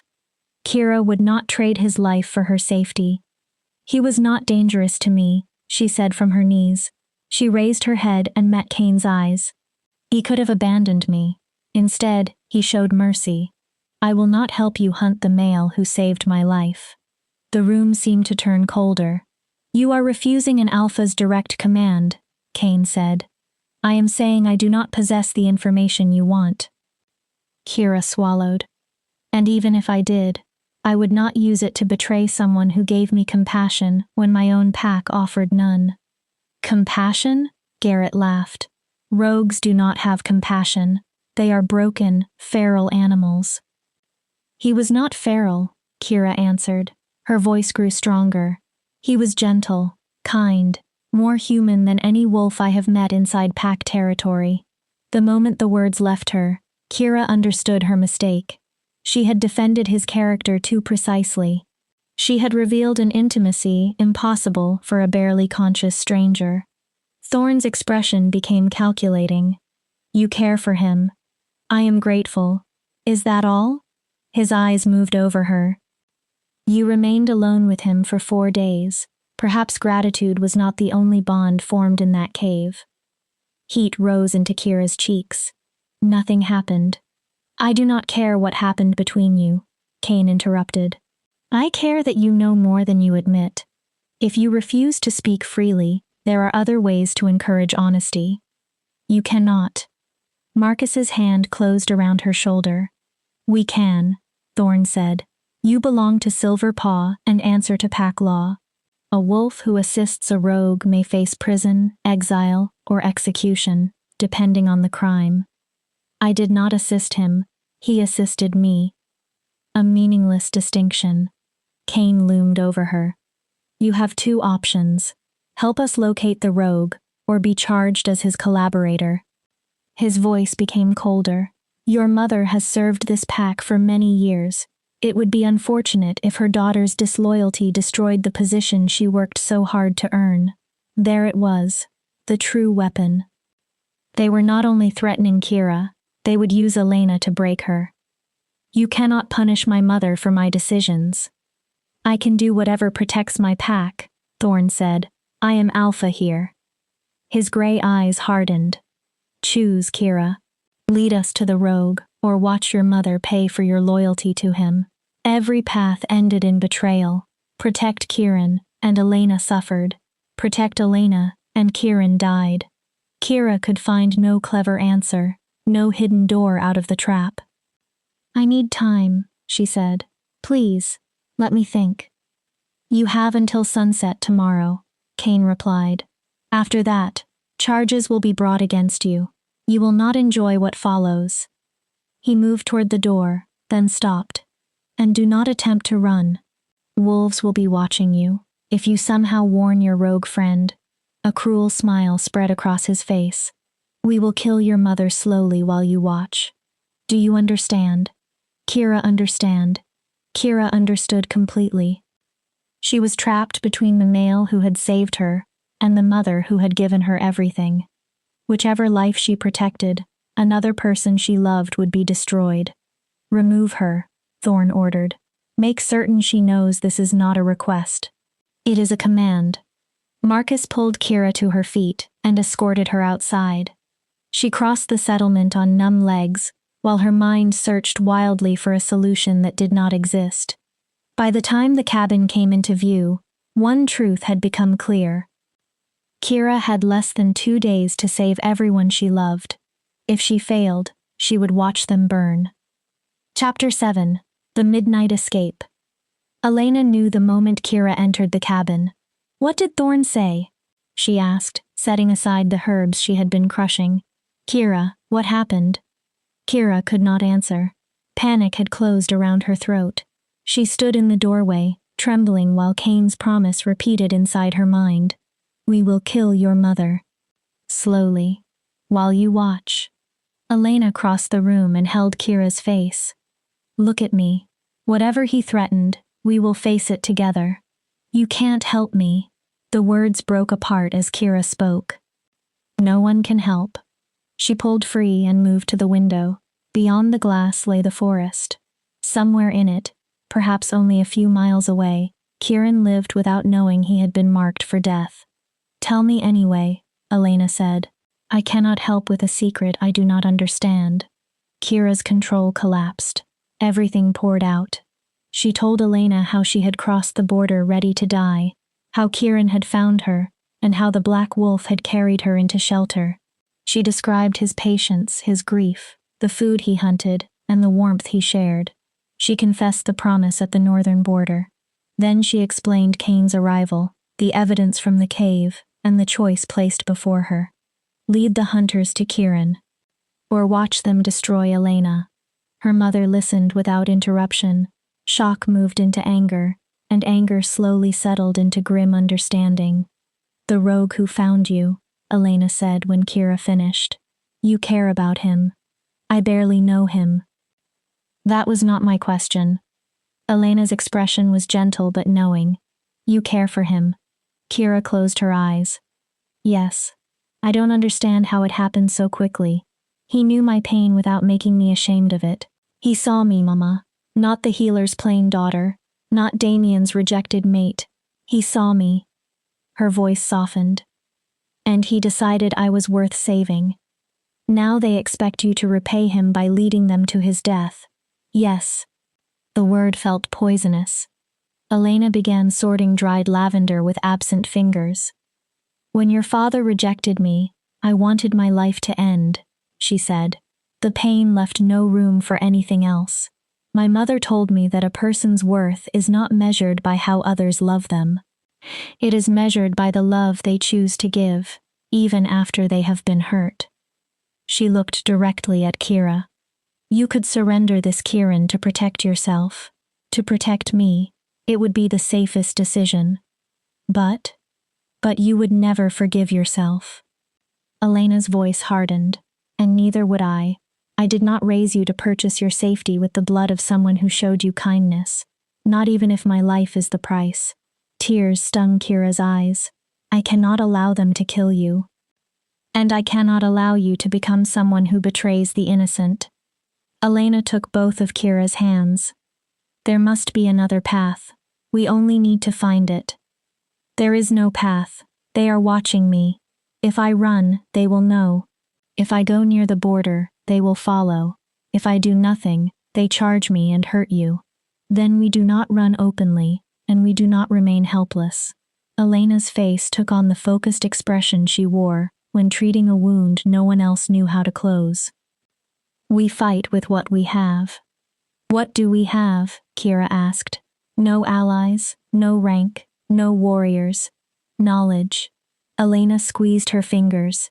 "They believe Kieran is a violent criminal. You know otherwise. You also know how to reach him. That gives us one advantage." "An advantage for what?" "For warning him before Kane's hunters find him." Elena paced across the cabin. "If Kieran leaves the region, they cannot capture him. They may continue to threaten you, but without the rogue, and without proof of any crime, their case becomes weaker." Kira stared at her mother. You want me to go to the northern border. I want you to save the male who saved you. They said I would be watched. During the day, when they expect you to make an obvious attempt, Elena's eyes sharpened. At night, they will still watch the cabin, but I know how to make them see what we want. Kira waited.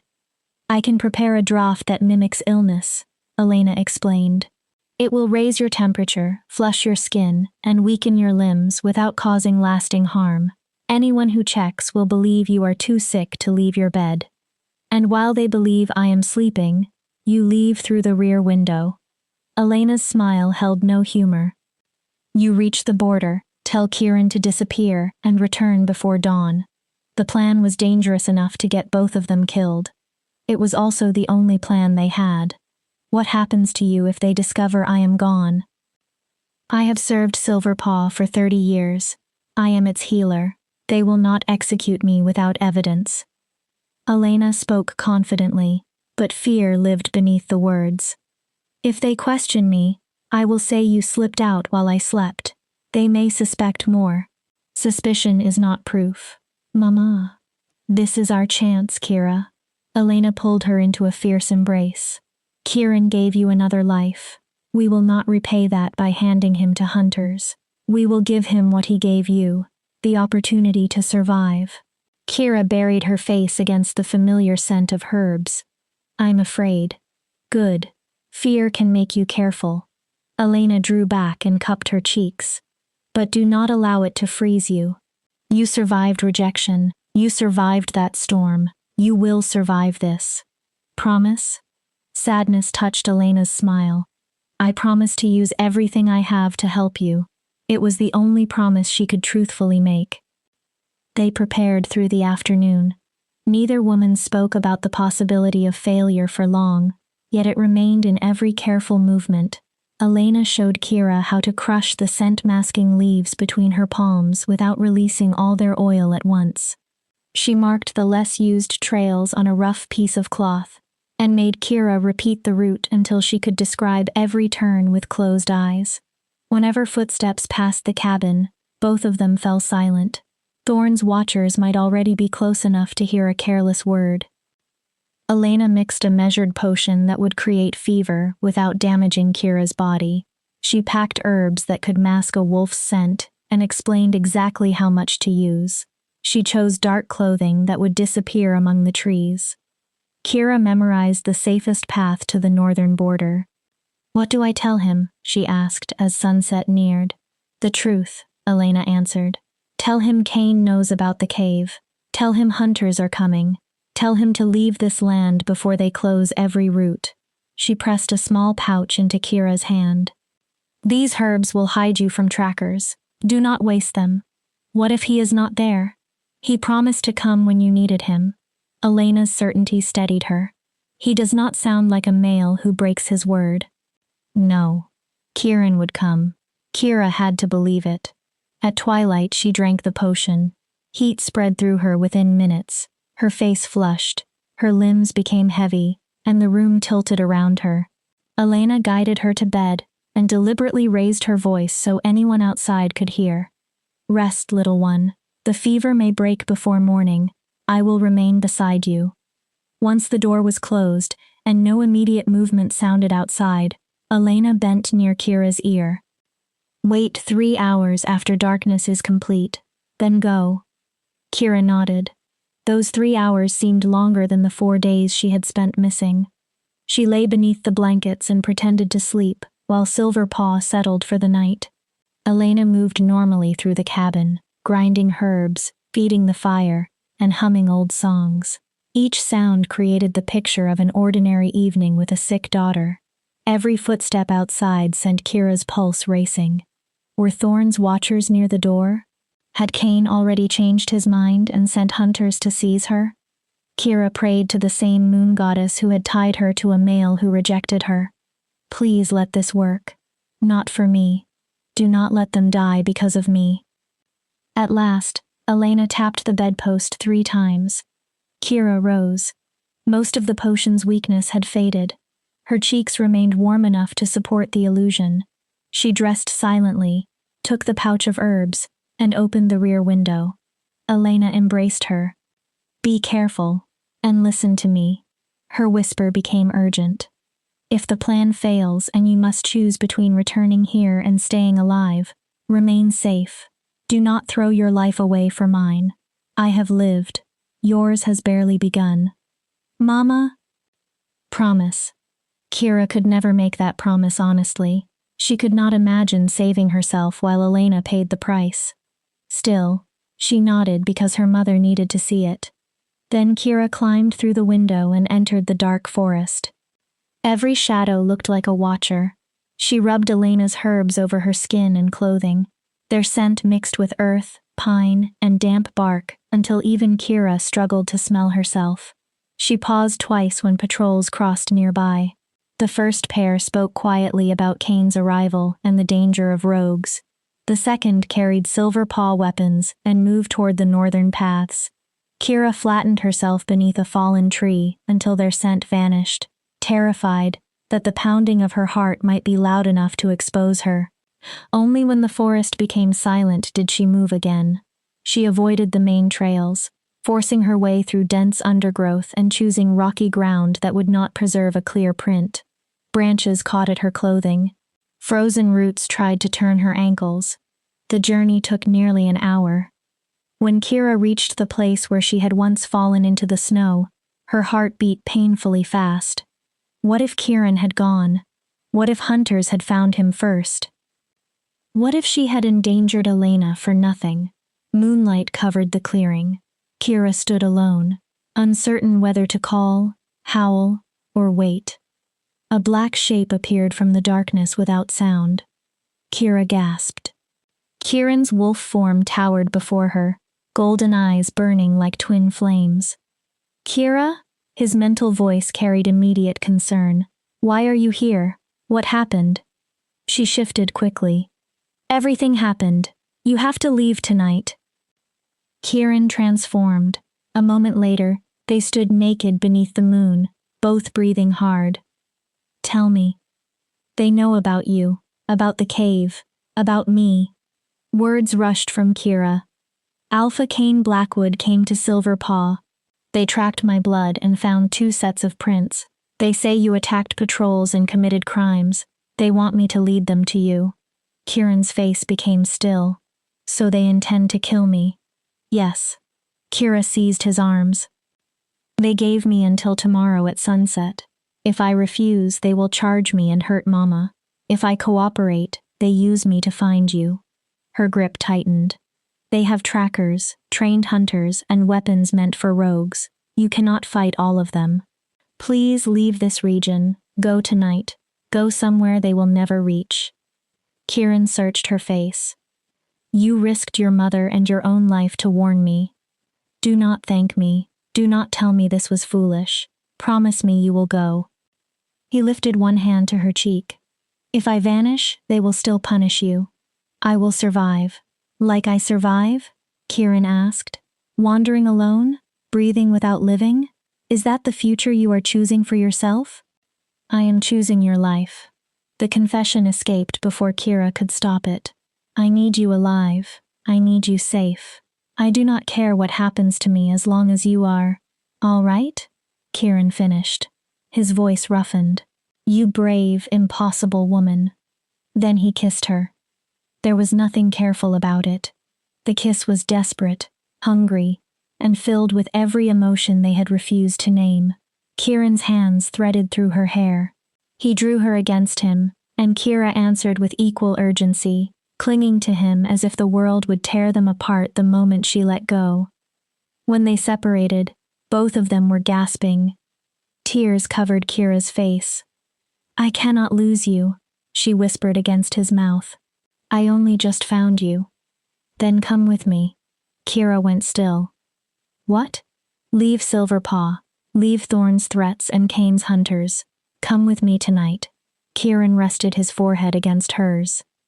"If you remain, they will punish you whether I disappear or not. With me, at least you will not face it alone. My mother would want you alive. She would want you free. What kind of life would we have? 2 rogues fleeing every pack? A life together." Kieran's voice held fierce certainty. A life where Damien's rejection does not surround you. A life where I am not alone with Mira's memory. We can build something that belongs to us. They will hunt us. Let them. A dangerous smile touched Kieran's mouth. I have escaped hunters for 3 years. I know how to disappear. 2 wolves can confuse a trail better than 1. Kieran, say yes. He kissed her again, this time slowly. Choose yourself once, Kira. Not Thorn, not Silver Paw, not what everyone expects. The night, his touch, and the simple power of being wanted broke through Kira's final resistance. She nodded. Yes, she breathed. I will go with you. Chapter 8. The Price of Freedom. We leave now, Kieran said, before they discover you are missing.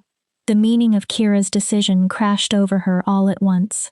She was leaving her mother, her home, and the only life she had ever known. She was stepping outside pack law by choice. She was becoming rogue, hunted, free. I have to say goodbye to Mama. Kieran caught her arms. You cannot return. She will believe I am dead. She will think she failed me. If you go back, Thorn's watchers may see you. They will question why you left your bed, follow you, and close the border before we escape. His grip softened. Once the danger passes, we can find a way to send her word. But going back tonight would destroy your only chance. Logic told Kira he was right. Her heart answered with Elena waking to an empty bed. I hate this. I know. Kieran pulled her against him. Sometimes life offers no good choice, only one that causes less damage than the others. What if Thorn punished Elena for her escape? What if Kira traded her mother's life for freedom? Kieran raised her chin. You are spiraling again, he said. Stop. We will solve one danger at a time. Right now, every moment we remain here gives them a chance to catch us. Kira drew a slow breath. Where do we go? North. Deep into the unclaimed lands, beyond the routes most patrols use. There are old dens, hidden valleys, and caves that pack wolves have forgotten. We keep moving for several weeks, leave no pattern, and make the trail impossible to follow. And after that? A crooked smile appeared on Kieran's face. After that, we build a life worth surviving for. Together? Together. The promise should have sounded reckless. In Kieran's voice, it sounded possible. All right, Kira said. Let's go. They shifted beneath the moon. Kira's brown wolf looked slight beside Kieran's black form, but his golden gaze made her feel anything except weak. Stay close, he ordered through the link. If I tell you to run, you run. No hesitation, no questions. Understood. Good. Approval flowed through the connection, warm and steady. I will not let anything happen to you. They ran away from Silver Paw. For the first mile, Kira could still sense the sleeping pack behind her. Familiar scents clung to the wind. Smoke from the central fires, the herbs drying outside Elena's cabin, the old cedar near the healer's path. Every scent pulled at memory. Every stride carried her farther from the mother she had not been able to embrace goodbye. Kira nearly turned back twice. Each time, Kieran glanced over his shoulder. He did not order her forward or shame her hesitation. His golden eyes simply reminded her what waited if she returned. Thorn's command, Kane's hunters, and a choice designed to destroy everyone she loved. Kieran set a brutal pace. Kira had never moved so fast or for so long, yet fear and adrenaline unlocked strength she did not know she possessed. Moonlight flashed across frozen ground while every familiar scent faded behind them. Terrifying freedom flooded her. They stopped only long enough to drink from icy streams or catch breath. Kieran avoided clearings, chose stone that would not hold prints, crossed water to break their scent, and doubled back more than once. You have done this often, Kira observed as they descended into a narrow ravine. Many times, Kieran replied. Rogues must be ready to leave everything within a heartbeat. Those who learn slowly die quickly. You make this life sound inviting. I told you the truth from the beginning. It is not romantic. It is hunger, danger, and never sleeping without listening for pursuit. If you regret coming, I do not. Kira surprised herself with the certainty of it. She missed Elena so deeply it hurt. She feared what would happen when Thorn learned she was gone. But for the first time since the bond formed, Kira had chosen the direction of her own life. I am with you, she said, wherever this road leads. Warmth moved through their mental link, relief, gratitude, and something deeper than either of them named. By dawn, Silver Paw lay many miles behind them. The land had changed. Dense pine forest gave way to rocky slopes, steep valleys, and exposed ridges. The terrain was dangerous, but it offered cover from trackers. Kieran finally slowed near a waterfall and led Kira through the curtain of water. A cave waited behind it. The constant roar masked scent and sound. They shifted inside. The shelter was dry and larger than Kira expected. An old fire ring and scattered animal bones showed that someone had once used it. You know this place, she said. I stayed here about a year ago. Kieran searched every shadow before relaxing. It is hidden, defensible, and close to water and game. We rest for a few days while I decide where to take us next. Kira sank against the wall. Exhaustion finally claimed her muscles. Her feet were raw where her paws had split during the run. Blood marked the stone beneath her. Kieran knelt immediately. You pushed too far. These wounds need attention. I'm fine. You are bleeding. The tone ended the argument. Stay here. I will find what we need. He shifted and disappeared through the waterfall. Kira sat alone in the muted morning light. During the past 12 hours, she had abandoned Silver Paw, deceived its alpha, left Elena without farewell, and fled with a male she had known for only days. She expected regret. None came. Damien's bond still existed. The ache remained inside her chest, but it seemed far away now, overshadowed by something new. What she felt for Kieran was not fate. It could not be. Wolves received one destined mate, and Damien had been hers. Yet this growing connection felt real in a way the bond never had. The moon goddess had chosen Damien. Kira had chosen Kieran. Kieran returned carrying yarrow, comfrey, and moss. He shifted and began crushing the plants. You truly learned well from your mother, Kira said. I had to. Pack healers do not welcome rogues into their dens. He spread the mixture over her torn feet. This will burn. It did. Kira clenched her teeth and remained still. Thank you, she said, for helping me leave. For all of it. Do not thank me yet. Kieran's expression turned grave. We are not safe. We may not be safe for a long time. Kane Blackwood will not accept losing control of this hunt. He will send trackers. I know. But I am not alone. Kieran's hands stopped. He looked up. Why did you truly come? He asked. Was this only escape from punishment? Or was there another reason? Kira's heart began beating harder. Truth could draw them together. It could also make Kieran retreat. You make me feel visible, she said. Silver Paw spent my entire life looking past me. Damien looked directly at me and saw a burden. Her voice trembled, but she continued. You saw someone worth protecting. With you, I do not feel plain, weak, or unwanted. I feel safe. I did not want to lose that. She swallowed. I did not want to lose you. Silence stretched between them. Kieran finished wrapping her feet, then sat back and studied her face. I am falling for you, he said. The words sounded rough, as though he had forgotten how to speak them. I know it is too soon. Your bond is still breaking. I still carry Mira. We are running for our lives. None of this should allow room for another feeling. His golden eyes became vulnerable. But when I am beside you, I feel less broken, less alone, and that terrifies me. Why? Because everyone I loved was taken. His voice cracked. My parents. Mira. My pack.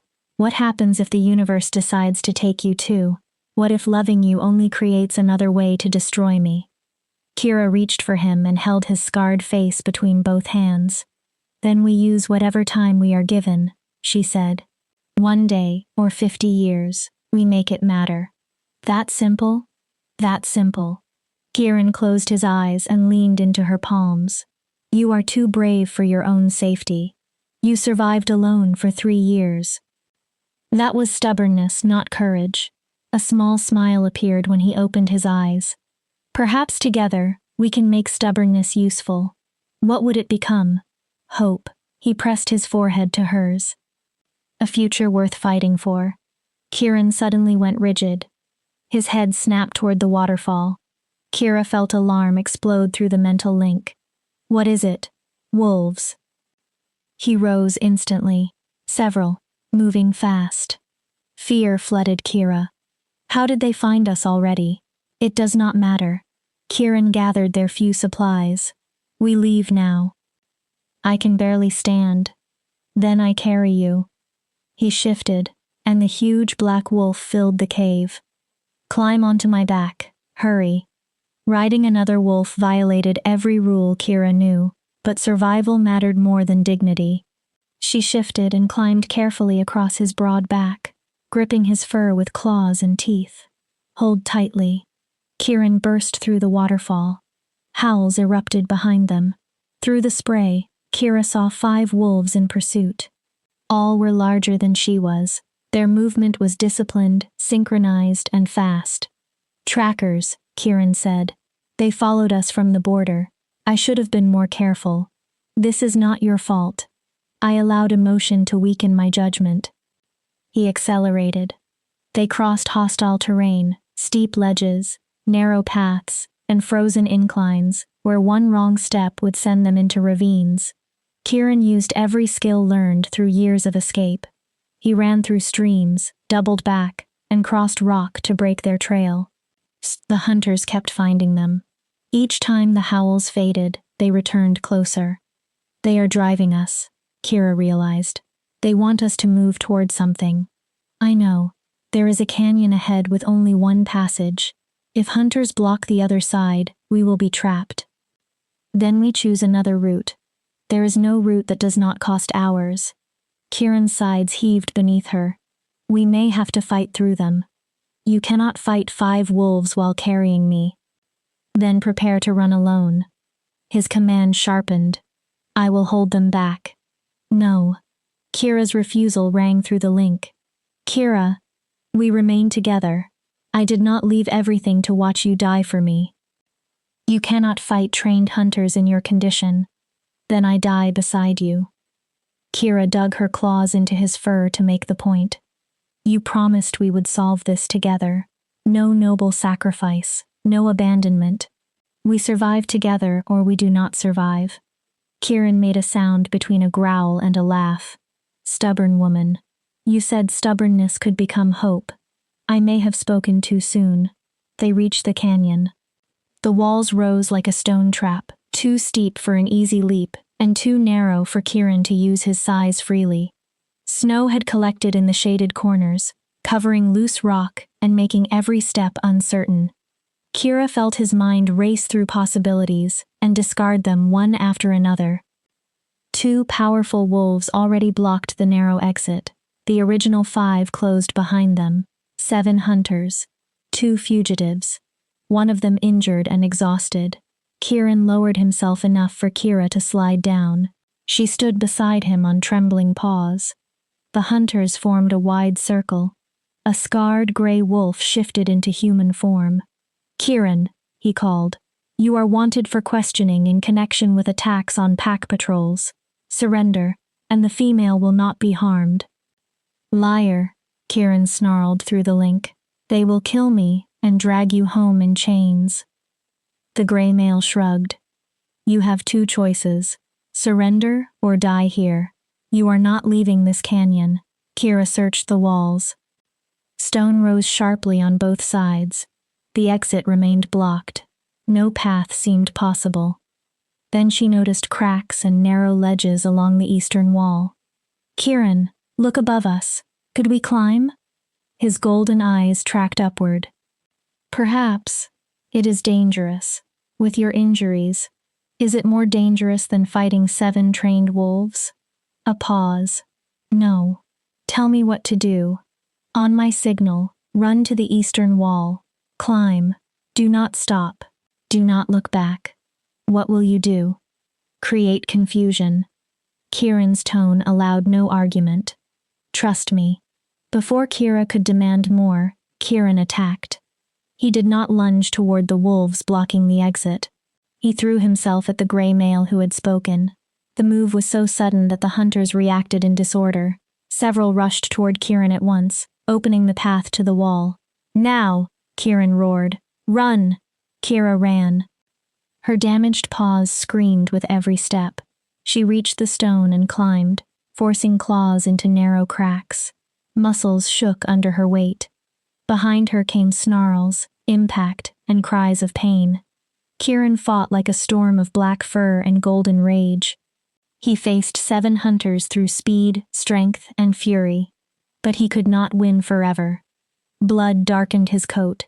He staggered beneath multiple attacks. Keep climbing, he commanded when Kira looked down. Do not stop for me. Kira climbed higher. Halfway to the rim, Kieran cried out. The sound cut through her heart. Kieran, I am fine, keep going. He was not fine. The mental link carried his pain, exhaustion, and weakening strength. He was losing. Kira looked toward the rim, only 15 feet above.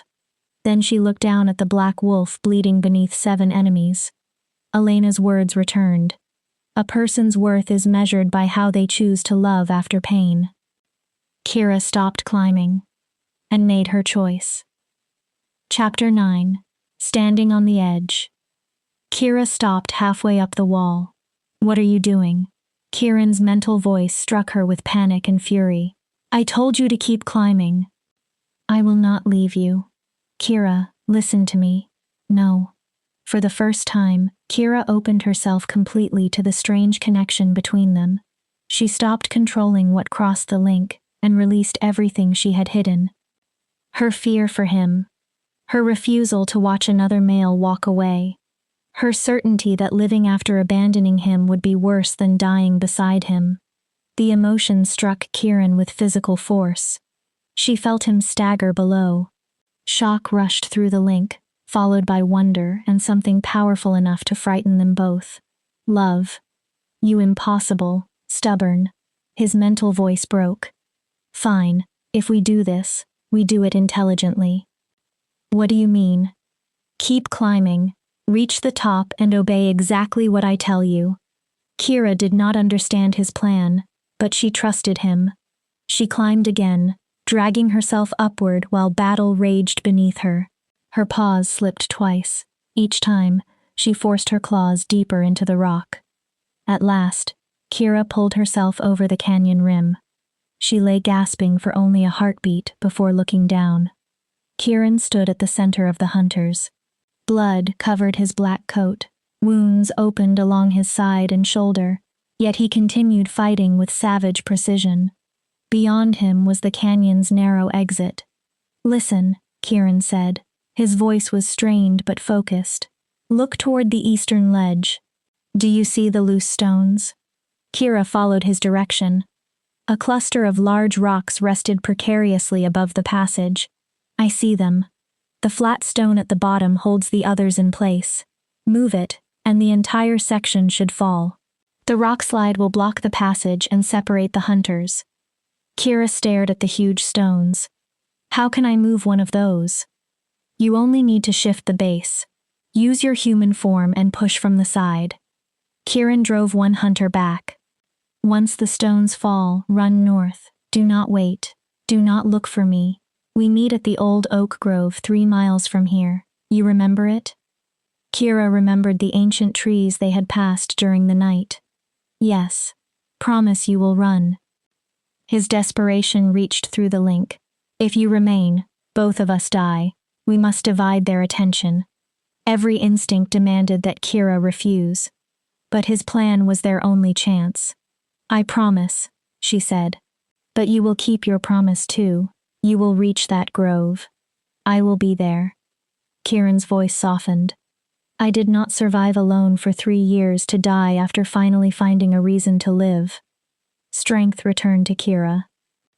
She shifted to human form and ran toward the unstable rocks. Up close they appeared even larger. The base stone reached nearly to her waist and sat buried beneath the weight of everything above it. For 1 second, doubt froze her. Then Kieran cried out below. Kira planted both feet against the ground and pushed. Nothing moved. Her shoulders burned. Her arms shook. She adjusted her position and drove forward with every remaining piece of strength. The rock shifted slightly. Kira gasped and pushed again. It moved another inch. Momentum slowly took control. The flat stone slid free. The rocks above it tilted. Then the ledge collapsed. Stone thundered down the canyon wall. The roar sounded like the mountain breaking apart. Dust exploded upward while boulders crashed directly into the narrow passage. When the air cleared, the exit had disappeared beneath rock. The hunters were split. 3 remained on Kieran's side of the canyon. 4 had been trapped beyond the collapse. Perfect, Kieran said, triumph cutting through his pain. Now run. Kira shifted and obeyed. She raced north while furious howls rose behind her. Her paws struck the ground so quickly she barely felt them.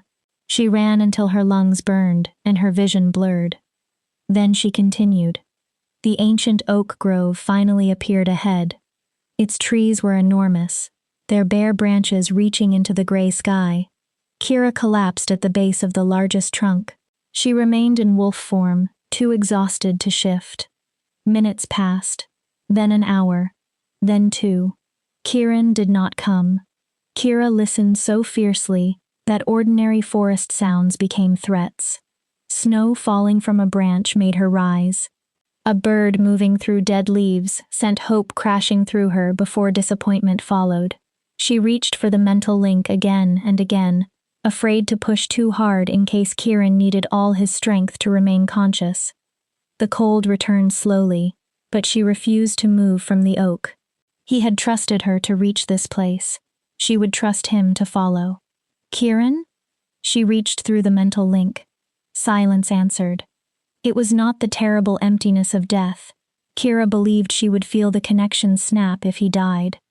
This silence felt blocked, as though pain or distance prevented him from answering. Fear tightened around her throat. What if the hunters captured him? What if he was bleeding somewhere and could not move? You promised to wait, Kira reminded herself. You promised. She curled beneath the oak and trembled, fighting every instinct that ordered her back toward the canyon. Just as despair began to overcome reason, she heard footsteps, heavy, uneven, accompanied by labored breathing. Kira lifted her head. A man appeared between the trees. Kieran. He limped through the snow in human form, covered in blood and dirt. One arm hung close to his side. His face had gone pale, but his golden eyes remained fixed on Kira. Alive. He was alive. Kira shifted and ran to him. His legs failed just as she reached him. They collapsed together, Kira taking as much of his weight as she could. Warm blood spread across her bare skin.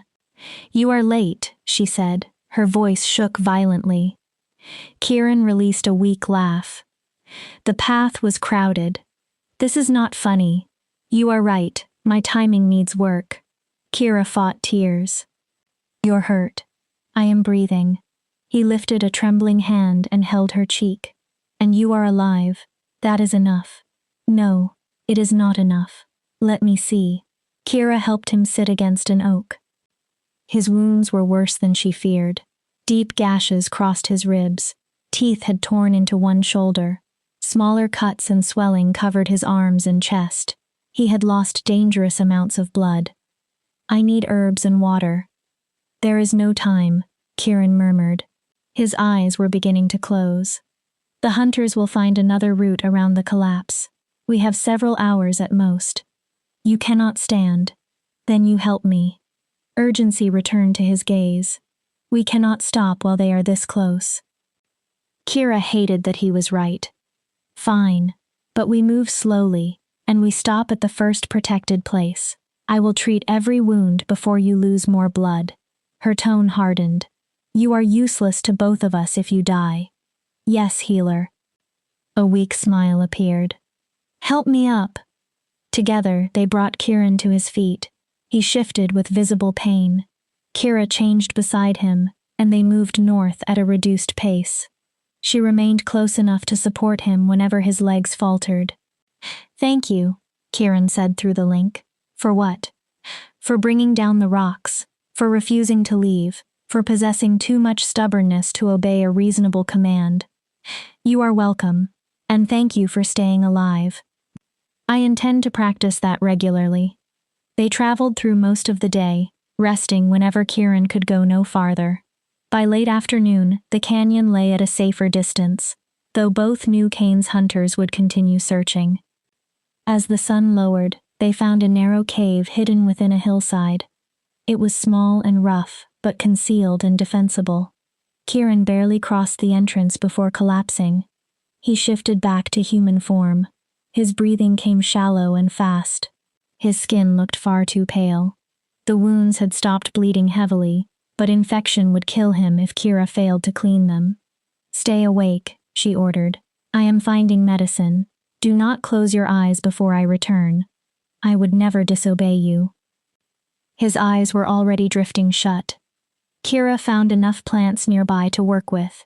Yarrow, comfrey, wintergreen, and clean moss. It was not the collection Elena would have chosen, but it could keep Kieran alive. When she returned, he had lost consciousness. Fear struck her until she saw his chest rise. Alive, only exhausted. Kira cleaned every wound. She pressed herbs into deep cuts, wrapped his ribs, and treated the bite on his shoulder. Her hands moved with Elena's training even while her heart struggled to remain calm. As she worked, Kira studied Kieran's face. Strong jaw, scarred skin, dark hair tangled with blood.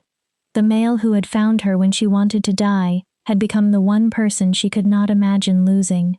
Somewhere between the snow, the cave, and the canyon, Kira had fallen completely in love with him. There was no mate bond to compel it, no prophecy, no command from the moon goddess, only choice. A frightening, beautiful choice to love a male who chose her in return. You are staring, Kieran murmured. Kira jumped. I thought you were unconscious. I was resting. His golden eyes opened. There is a difference. Besides, your emotions travel through the link. They are not quiet. Heat rushed into Kira's cheeks. I didn't realize. Do not apologize. Kieran found her hand and squeezed it. I like knowing what you feel. It makes the world less empty. You are not alone now. Neither are you. He drew her down beside him and wrapped one arm around her, careful of his wounds. We have each other. For now, that is enough. Kira settled against him. What happens tomorrow? We heal enough to move, then we continue north until the packs decide the chase costs more than catching us. Sleep softened his voice. After that, we find a place that belongs to no alpha. We build something new. Just like that? Just like that. Simple does not mean easy. His arm tightened. Nothing worth keeping is easy.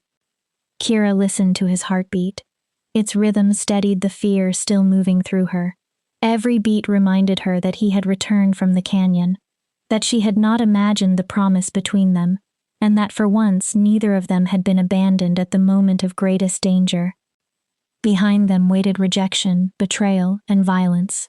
Ahead lay hunger, uncertainty, and pursuit. For one night, they were safe. Kieran? I love you.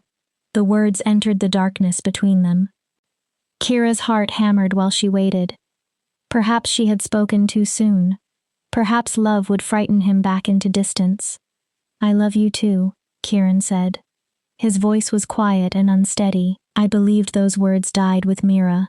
Then you made me want more than survival again. Tears filled Kira's eyes. We are going to be all right, aren't we? Yes. Kieran's certainty wrapped around her. We are no longer alone. Together, We are stronger than anything they send after us. Kira chose to believe him. The hunters still searched. Cain still wanted them. Damien's fading bond still whispered from inside her chest. But for that night, Kira chose hope.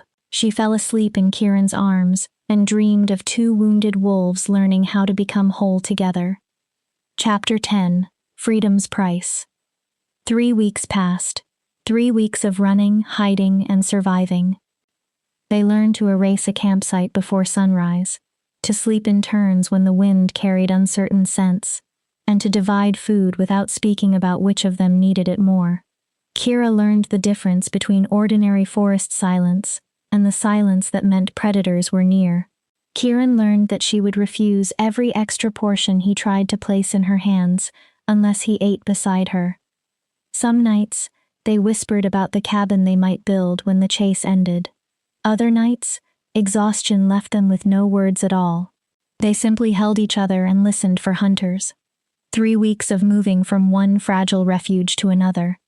Kira and Kieran moved from cave to abandoned den, from hollow trees to narrow shelters beneath stone. They never remained anywhere long enough to feel settled. When a place began to smell familiar, Kieran insisted they leave. Familiarity encouraged carelessness, and carelessness killed rogues. Kira came to understand that freedom had its own discipline. No alpha commanded her, but hunger did, weather did, the need to protect Kieran did. She had escaped Silverpaw's hierarchy, only to enter a world where every decision carried immediate consequences. Every night required a new escape plan. Every morning began with checking the wind for unfamiliar scent. Kieran's wounds healed slowly. Kira changed more quickly.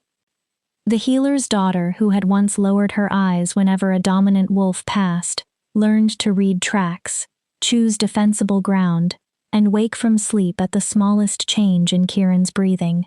She learned to hunt without apology, and to accept that survival sometimes required taking life. Kieran never mocked her mistakes. He corrected them, then made her repeat each skill until fear no longer controlled her hands. She learned what rogue life truly demanded. The physical hardship was severe. Hunger followed them almost constantly. Some days, hunting produced nothing. Cold entered their bones each night, no matter how closely they slept beside the fire. Continuous movement drained them both until exhaustion felt permanent. But the loneliness was worse. There was no pack connection humming quietly beneath Kira's skin, no familiar wolves speaking through shared bonds. No greeting voices, no protected territory, no place that recognized her scent and called it home. Only Kieran. He was the one point of belonging in a world that rejected them both. Kira finally understood why so many rogues lost themselves. Isolation did not arrive as a single wound. It gnawed slowly, day after day, until sanity weakened at the edges. "You are thinking loudly again," Kieran said. He sat near the wall of the newest cave, sharpening a rough spear made from hardened wood and stone. They had reached the northern mountains and found a connected system of caverns far from known pack routes. The land was bitterly cold, but for the first time in weeks, the shelter felt almost private. "Sorry." Kira looked down at the rabbit hide she was cleaning. "I was thinking about Mama." The worry returned every evening. Elena would know Kira had escaped. Did she understand why? Had Thorn punished her? Was she still alive and serving Silverpaw? Or had Kira's choice destroyed her mother's life? "She is valuable," Kieran said, as he always did. "Thorn would be a fool to remove the best healer in his pack because of something you did. You have never met Thorn. He would destroy something useful if it allowed him to prove he had not been disobeyed. Then we will find a way to reach her." Kieran set the spear aside and drew Kira into his arms. "Once the hunt weakens, we send a message. We let Elena know you are alive. I promise." Kira leaned against him. Their connection had deepened through every difficult day. The desperate attraction born in the cave had become something steadier. She loved Kieran without the frenzy of a mate bond. No supernatural force pushed her toward him. She woke each day and chose him. That made the feeling seem more precious, not less. I do not regret leaving, Kira said. Not even when I am hungry. Not even when the cold feels unbearable. I do not regret choosing you. Kieran's arms tightened. Good. Because I would follow you into hell if you asked.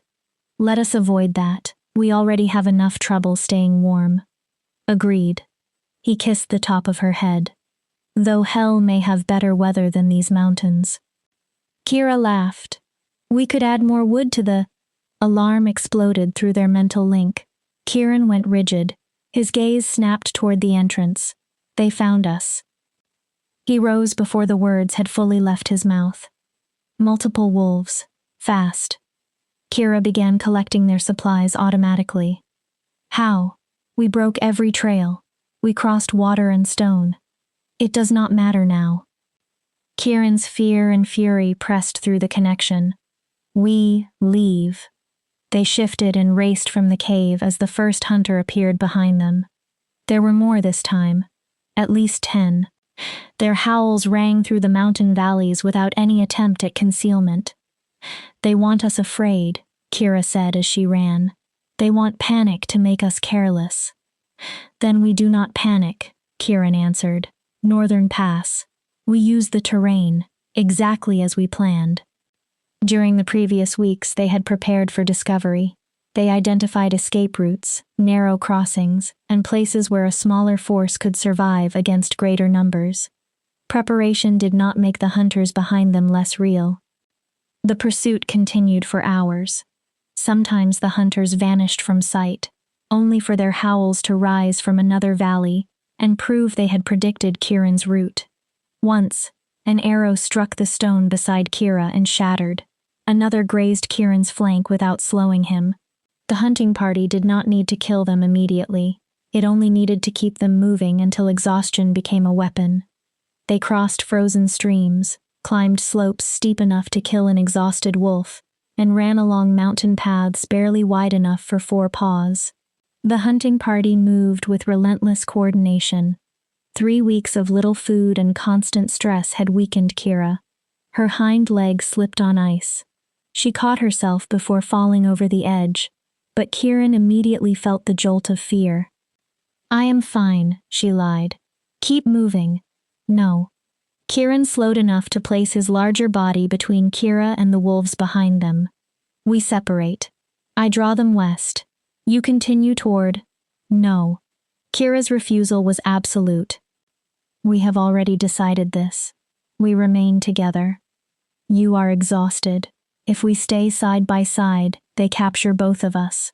Then both of us are captured. Kira pushed harder.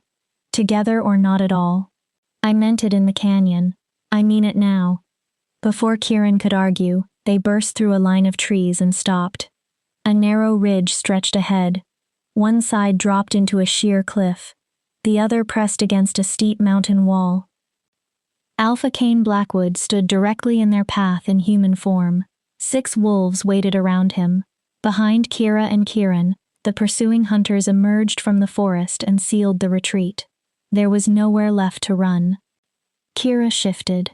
Kieran changed beside her. They stood shoulder to shoulder on the ridge, naked in the cutting wind. Neither lowered their head. This ends now, Cane called. His voice carried easily over the mountain. For 3 weeks, you have humiliated my hunters and dragged this pursuit across half the region. Enough. This land belongs to no pack, Kieran replied. You have no authority here. I have greater numbers and justified anger. Cane's amber eyes were cold. You attacked my son. You corrupted a Silver Paw female. 3 hunters died during your escape. I killed no one. Kieran's voice struck with power. I defended myself and Kira. Your wolves continued attacking after I gave them chances to withdraw. If any died, their deaths belonged to the command that sent them. Lies. Yet uncertainty briefly crossed Cane's face. Are they? Kieran asked. He motioned toward Kira. Look at her. Does she appear controlled? Does she stand beside me like a prisoner? Or does she look like someone who made a desperate choice because returning home meant punishment for a crime she never committed? Kane's attention settled fully on Kira for the first time. Despite hunger and exhaustion, she stood straight and met his eyes. "My son rejected you," Kane said. "It was not a question. That is why you left Silverpaw. That began all of this." Kira's throat tightened. "Yes." She forced herself not to look away. "Damien was my mate. He recognized the bond, judged me unsuitable, and rejected me. Thorn ordered me to pretend it never happened. He threatened exile. Later, he and you threatened my mother to force me to betray Kieran." Kira's voice grew stronger. "Kieran found me dying because of your son's rejection. He gave me shelter when my pack gave me threats. I chose to leave rather than remain where my life could be traded for an alliance. That is the truth." Silence settled over the ridge. The wind moved through the hunters and carried their unease with it. Wolves who had chased Kira for weeks now looked at her for the first time as a person rather than a target. Several shifted their weight. One lowered his eyes. Another glanced toward Kane, as if waiting for an explanation that could make the hunt honorable again. Several hunters exchanged uncertain looks. Even Kane appeared surprised by Kira's directness. Damien rejected his fated mate? A female wolf with gray markings shifted into human form. Disbelief sharpened her face. "Alpha, you told us we were tracking a violent rogue who had attacked innocent patrols. You never said the female was a rejected mate." "That detail is irrelevant," Kane snapped. "Rejected bonds are not irrelevant." The hunter's expression hardened. "The moon goddess's choice is sacred. The moon goddess made an error." Kane's composure broke. "My son is destined for greatness. I will not allow an unsuitable female to ruin his future." The truth finally stood exposed. This hunt had never been about border safety or justice. Kane wanted to protect the Blackwood name. Damien's rejection threatened their reputation, and Kira had become evidence that needed to disappear. "So you chased her like a criminal?" the gray-marked female asked. "You intended to force her into a life she refused?" She stepped away from Kane. "That is not justice. It is tyranny." "It is pack law," Kane snarled. "I question your honor if you question my authority." "I am a hunter," the female replied. Her voice rang clearly. "I am not a weapon for persecuting rejected mates. If Iron Ridge calls this honor, I want no place in it." Two other wolves shifted and moved beside her. Kane's united hunting party began to fracture. 4 wolves remained loyal near the Alpha, ready to attack if ordered. Others watched in discomfort, no longer certain that the hunt was righteous. "This changes nothing," Kane said. But his certainty had weakened.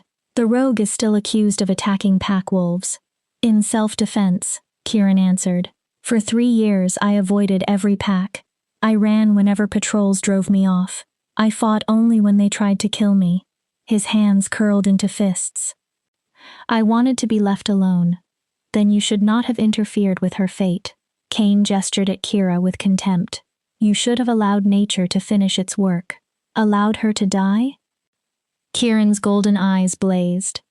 "Say it clearly. You believe she should have frozen in the snow because your son decided she lacked beauty, rank, and political value.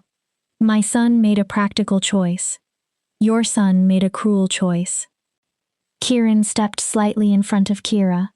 "You could have taught him that mate bonds are sacred regardless of status. Instead, you helped bury his shame. You threatened the female he should have protected and hunted her across the wilderness to erase what your family did."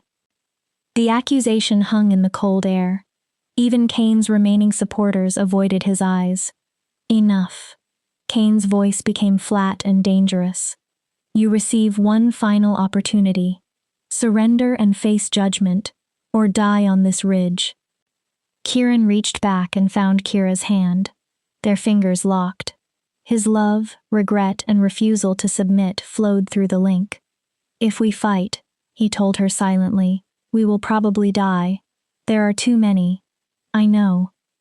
If we surrender, they kill me and return you to Thorn. You lose your freedom. I know that too." "What do we choose?" Kieran asked, but he already knew. "We fight," Kira answered. Together. Together. Kieran faced Cain. We choose freedom, he declared, even if freedom costs everything. Cain raised one hand to order the attack. Stop! The shout came from behind his line. Every head turned. A familiar male pushed through the hunters.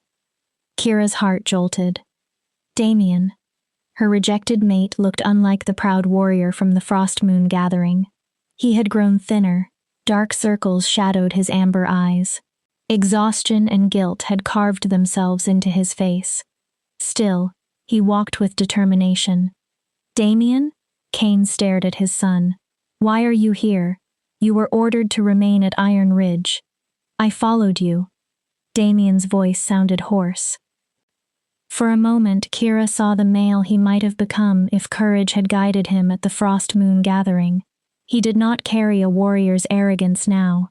He carried the weight of every consequence that had followed his rejection.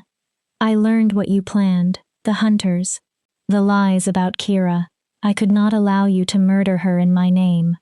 He stepped toward them. The mate bond flared. Even after the rejection, it remained, a fading thread that pulled painfully between Damien and Kira. Kira, he said. His eyes found hers. I am sorry. The words Kira had once dreamed of hearing finally came.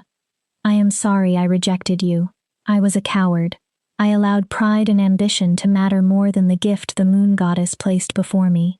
I saw your rank instead of your soul. Kira's chest tightened. Weeks earlier, this apology might have broken her open. Now Kieran's hand remained in hers, solid and chosen. Why are you here? Kira asked. Because I felt you through the bond. Damien clenched his fists. I felt your fear. I knew you believed you were about to die. I rejected you, but I could not live knowing my father killed you because of what I did. How touching, Cain said. But this is not your concern. Return home. No. Damien turned toward his father. He stood straighter than Kira had ever seen him. This ends here. Kira committed no crime. She has the right to choose a life that does not include me. His voice carried across the ridge. If you continue hunting her, I will oppose you publicly. I will tell every pack what happened. I will tell them I rejected my mate, that you helped hide it, and that you persecuted an innocent female to protect our reputation. The threat struck harder than any weapon. Rejecting a mate brought shame. Covering it with political lies and attempted murder could destroy an alpha's credibility across the region. Cain's face turned white with rage. You would betray your blood? I would choose honor over appearance. Damien did not waver. You should have taught me to do that from the beginning. Father and son stared at one another. Years of power, expectation, and obedience collapsed into one moment. Cain was the first to look away. Fine, he said. Let them go. Relief moved through several hunters. But this is not finished, Damien. When we return, we will discuss loyalty to family. I look forward to hearing your definition of loyalty. Cain turned sharply. We are leaving. The hunt is over. Most wolves obeyed at once. A few hesitated, caught between the alpha and the truth they had heard. Now, Cain commanded. The final hunters followed. Within minutes, they disappeared into the trees. Cain left with them, his authority damaged before his own wolves. Damien remained. He approached slowly with empty hands visible. Kieran tensed. A low warning rose in his chest. Easy, Kira murmured. Let him speak. Damien stopped several steps away. The distance between them felt important. Once, the bond had demanded that Kira erase every inch separating their bodies. Now she felt no urge to move closer. Damien seemed to recognize that change. His gaze lowered briefly, accepting a loss he had created himself. I know I have no right to ask anything from you, he said. I threw away the greatest gift I was given, because I cared more about status than character. Yes, Kira replied. You did. Pain crossed his face. I will not ask you to forgive me. I do not deserve it. His gaze moved to Kira, and Kieran's joined hands. And I can see you found something real. Something I was too blind to value. Then why help? Kieran asked. His voice remained hard. Why follow the hunt if you knew she would not return to you? Because Kira deserved better than the way I treated her. Damien's remorse was raw. And because perhaps one day, after the memory hurts less, she might believe I truly wanted her happiness, even when it no longer included me. The bond moved weakly between them. For the first time, Kira felt Damien's sincerity without longing for it. His apology did not undo the rejection. It did not erase the nights she had begged for death, but it allowed her to release something. I accept your apology, Kira said, not because it repairs what happened. It does not. I accept it because carrying anger would continue giving you power over my life. She held his eyes. You made your choice. I made mine. We both live with them now. I understand. Damien smiled sadly. For what it is worth, Kieran is fortunate. Kieran gave a short nod when Damien spoke his name. Protect her, Damien continued. She is stronger and braver than anyone in our world bothered to see, including me. I know exactly who she is, Kieran replied. His voice softened. I will protect her with my life. Damien reached into his jacket and removed a heavy pouch. Take this. Herbs, coin, and supplies from Iron Ridge stores. It cannot repay what I caused, but it may help you survive. Kira accepted the pouch. Coin pressed against small bottles and folded packets of dried medicine. The weight was practical, but it also carried the first real acknowledgement Damien had offered, that his decision had consequences beyond his own discomfort. Thank you. The words did not absolve him. They only recognized that, at last, he had done something that helped instead of harmed her. One more thing. Damien's expression became serious. Elena is safe. Kira stopped breathing. Thorn tried to punish her after you escaped. My father prevented it because harming a respected healer would damage Iron Ridge's reputation.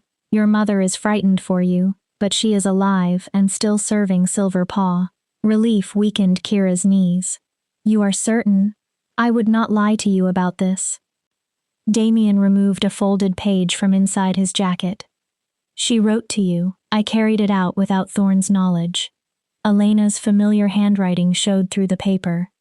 Kira accepted the letter with shaking fingers. Thank you, she whispered. Damien stepped away. I should follow before father decides to return.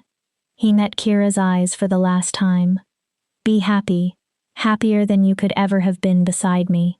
Then Damien shifted and disappeared after the hunting party. The ridge became silent. Kira held Elena's letter against her chest. Are you all right? Kieran asked. I don't know. She looked at him. I imagined meeting Damien again so many times. I thought I would feel rage, pain, or hope that he had changed. Kira pressed one hand over the place where the bond lived, but he felt like a stranger. The bond is almost gone. Yes. The constant hollow ache had become distant background pain. When he apologized, I realized I am grateful he rejected me. Kieran's brows drew together. If he had accepted me, I would never have met you. Kieran pulled her into his arms. I love you, he said fiercely, not because fate commanded it. I love you because you are brave, stubborn, gentle, and impossible. Because you chose me when safety demanded you abandon me. Because you make me want to become better than the male I was yesterday. I love you too. Kira raised her face. So what happens now? Kane ended the hunt. We have supplies. Mama is safe. What do two free rogues do with an open world? A slow smile spread across Kieran's face. Anything we choose. He looked toward the mountains. We can continue north and find land no pack patrols. We can go east to the coast. We can travel south until winter loosens its grip. His golden eyes returned to her. No alpha decides for us now. No pack law defines our future. That sounds terrifying. It is. And exciting. That too. Kira laughed. The sound carried freely across the ridge. Then we find somewhere to call home, she said. We build something new. Together. Kieran rested his forehead against hers. Always together. They remained on the mountain as sunset turned the sky gold and amber. Behind them lay rejection, betrayal, and loss. Ahead lay uncertainty, and the difficult work of creating a life with nothing except courage and choice. They had each other. That was enough. That night, inside a small cave far from the ridge, Kira opened Elena's letter. Tears blurred the familiar writing. My dearest Kira, if this letter reaches you, Damien found you and you are alive. Thank the moon goddess. I have spent every day wondering whether you survived, whether you are safe, and whether you regret leaving. Do not regret choosing yourself. I have watched wolves remain in places that slowly break them. They fade until only a shadow remains. You chose freedom. You chose love. You chose the chance to live fully. I am proud of the courage that required. I am safe. Alpha Cain intervened when Thorn attempted to punish me. Even powerful males understand that persecuting a healer can turn an entire pack against them. I miss you more than words can carry, but I understand why you could not return. Wherever you are, and whoever stands beside you, I pray you have found the happiness you deserve. Live, little one. Live bravely, completely, and without apology. That is all a mother asks for her child. All my love, always. Mama. Kira read every line 3 times. Then she folded the paper carefully and placed it inside their supplies. It was a small piece of the life she had left, and proof that love could survive distance without becoming a chain. Everything all right? Kieran asked from beside the fire. Yes. Kira moved into his warmth. Everything is exactly where it should be. For the first time since Damien rejected her, Kira meant those words. She was free. She was loved. She had found home, not inside a pack's border, but inside the male who chose her as freely as she chose him. Epilogue. 6 months later, Kira stood at the edge of a meadow while sunset spread across a hidden valley. She and Kieran had discovered the place 3 months earlier, deep inside unclaimed land, and far from established pack routes. Mountains protected it on 3 sides. A river crossed the lower fields. Game moved through nearby forests, and the soil accepted the herbs and vegetables Kira planted. They built a small cabin together. Kieran cut and fitted the heavier logs while Kira sealed the gaps with clay and moss. They argued over the location of the hearth, laughed when the first chimney filled the room with smoke, and spent an entire afternoon repairing one wall after winter wind pushed it inward.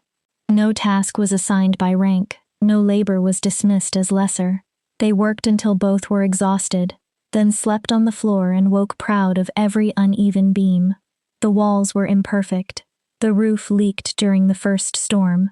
Kieran claimed the crooked doorway gave the home character. To Kira, it was beautiful because every piece belonged to a life they had selected for themselves. They were no longer entirely alone. The first rogue to stay was an elderly female with a damaged leg who expected to be driven away. Kira treated her wound, and Kieran offered a place near the fire without asking for obedience. Others arrived slowly after that. None were required to surrender their independence. They shared warnings, food when possible, and protection when danger crossed the valley. Several rogues had settled within traveling distance, outcasts, refugees, and wolves who had escaped cruel packs. They did not call themselves a pack. There was no alpha issuing commands, and no hierarchy measuring worth. They were simply a community of lost wolves who had chosen not to remain lost alone. The mate bond with Damien had finally disappeared. One morning, Kira woke and realized the hollow ache was gone. No pain, no distant emotion, no thread pulling toward Iron Ridge. Only peace remained. Through the network of traveling rogues, she heard that Damien had chosen a high-ranking female from a neighboring pack. Kira hoped he treated her with more wisdom than he once possessed. She hoped he found peace. Most days, she did not think about him at all. There you are. Kieran came behind her and wrapped his arms around her waist. He rested his chin against her shoulder. Dinner is nearly ready. I tried Elena's stew again. This time I believe it may actually taste like food. Kira smiled. They had exchanged several letters with Elena through rogues who knew safe routes into Silver Paw. Her mother remained well. Every message carried love, worry, and joy that her daughter had built a life beyond rejection. I love you, Kira said, turning in Kieran's arms. Have I told you today? Only 3 times. Golden eyes shone with humor. You are becoming careless. I love you, she repeated. Better. Kieran kissed her. I love you too. More each day, though I once believed that impossible. They remained together while the sun disappeared behind the mountains. 2 wounded wolves had found healing in each other. Their ending was not a perfect legend written by fate. It was better than that. It was real. Their life was difficult, imperfect, and entirely theirs. As stars appeared above the valley, Kira remembered the path that led her there. Damien's rejection had nearly destroyed her.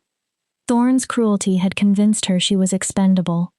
A mysterious black wolf had found her bleeding in the snow and wrapped his body around hers until warmth returned. Then Kira had chosen to rise. Every painful step had taught her the truth she carried now. Sometimes the moon goddess's plan was not hidden inside a mate bond. Sometimes destiny was the life a wolf wrote with courage, freedom, and the willingness to choose love after fate had failed. Kira had been rejected by the male chosen for her. She had been saved by the male who chose her back, and that choice became the greatest gift of her life.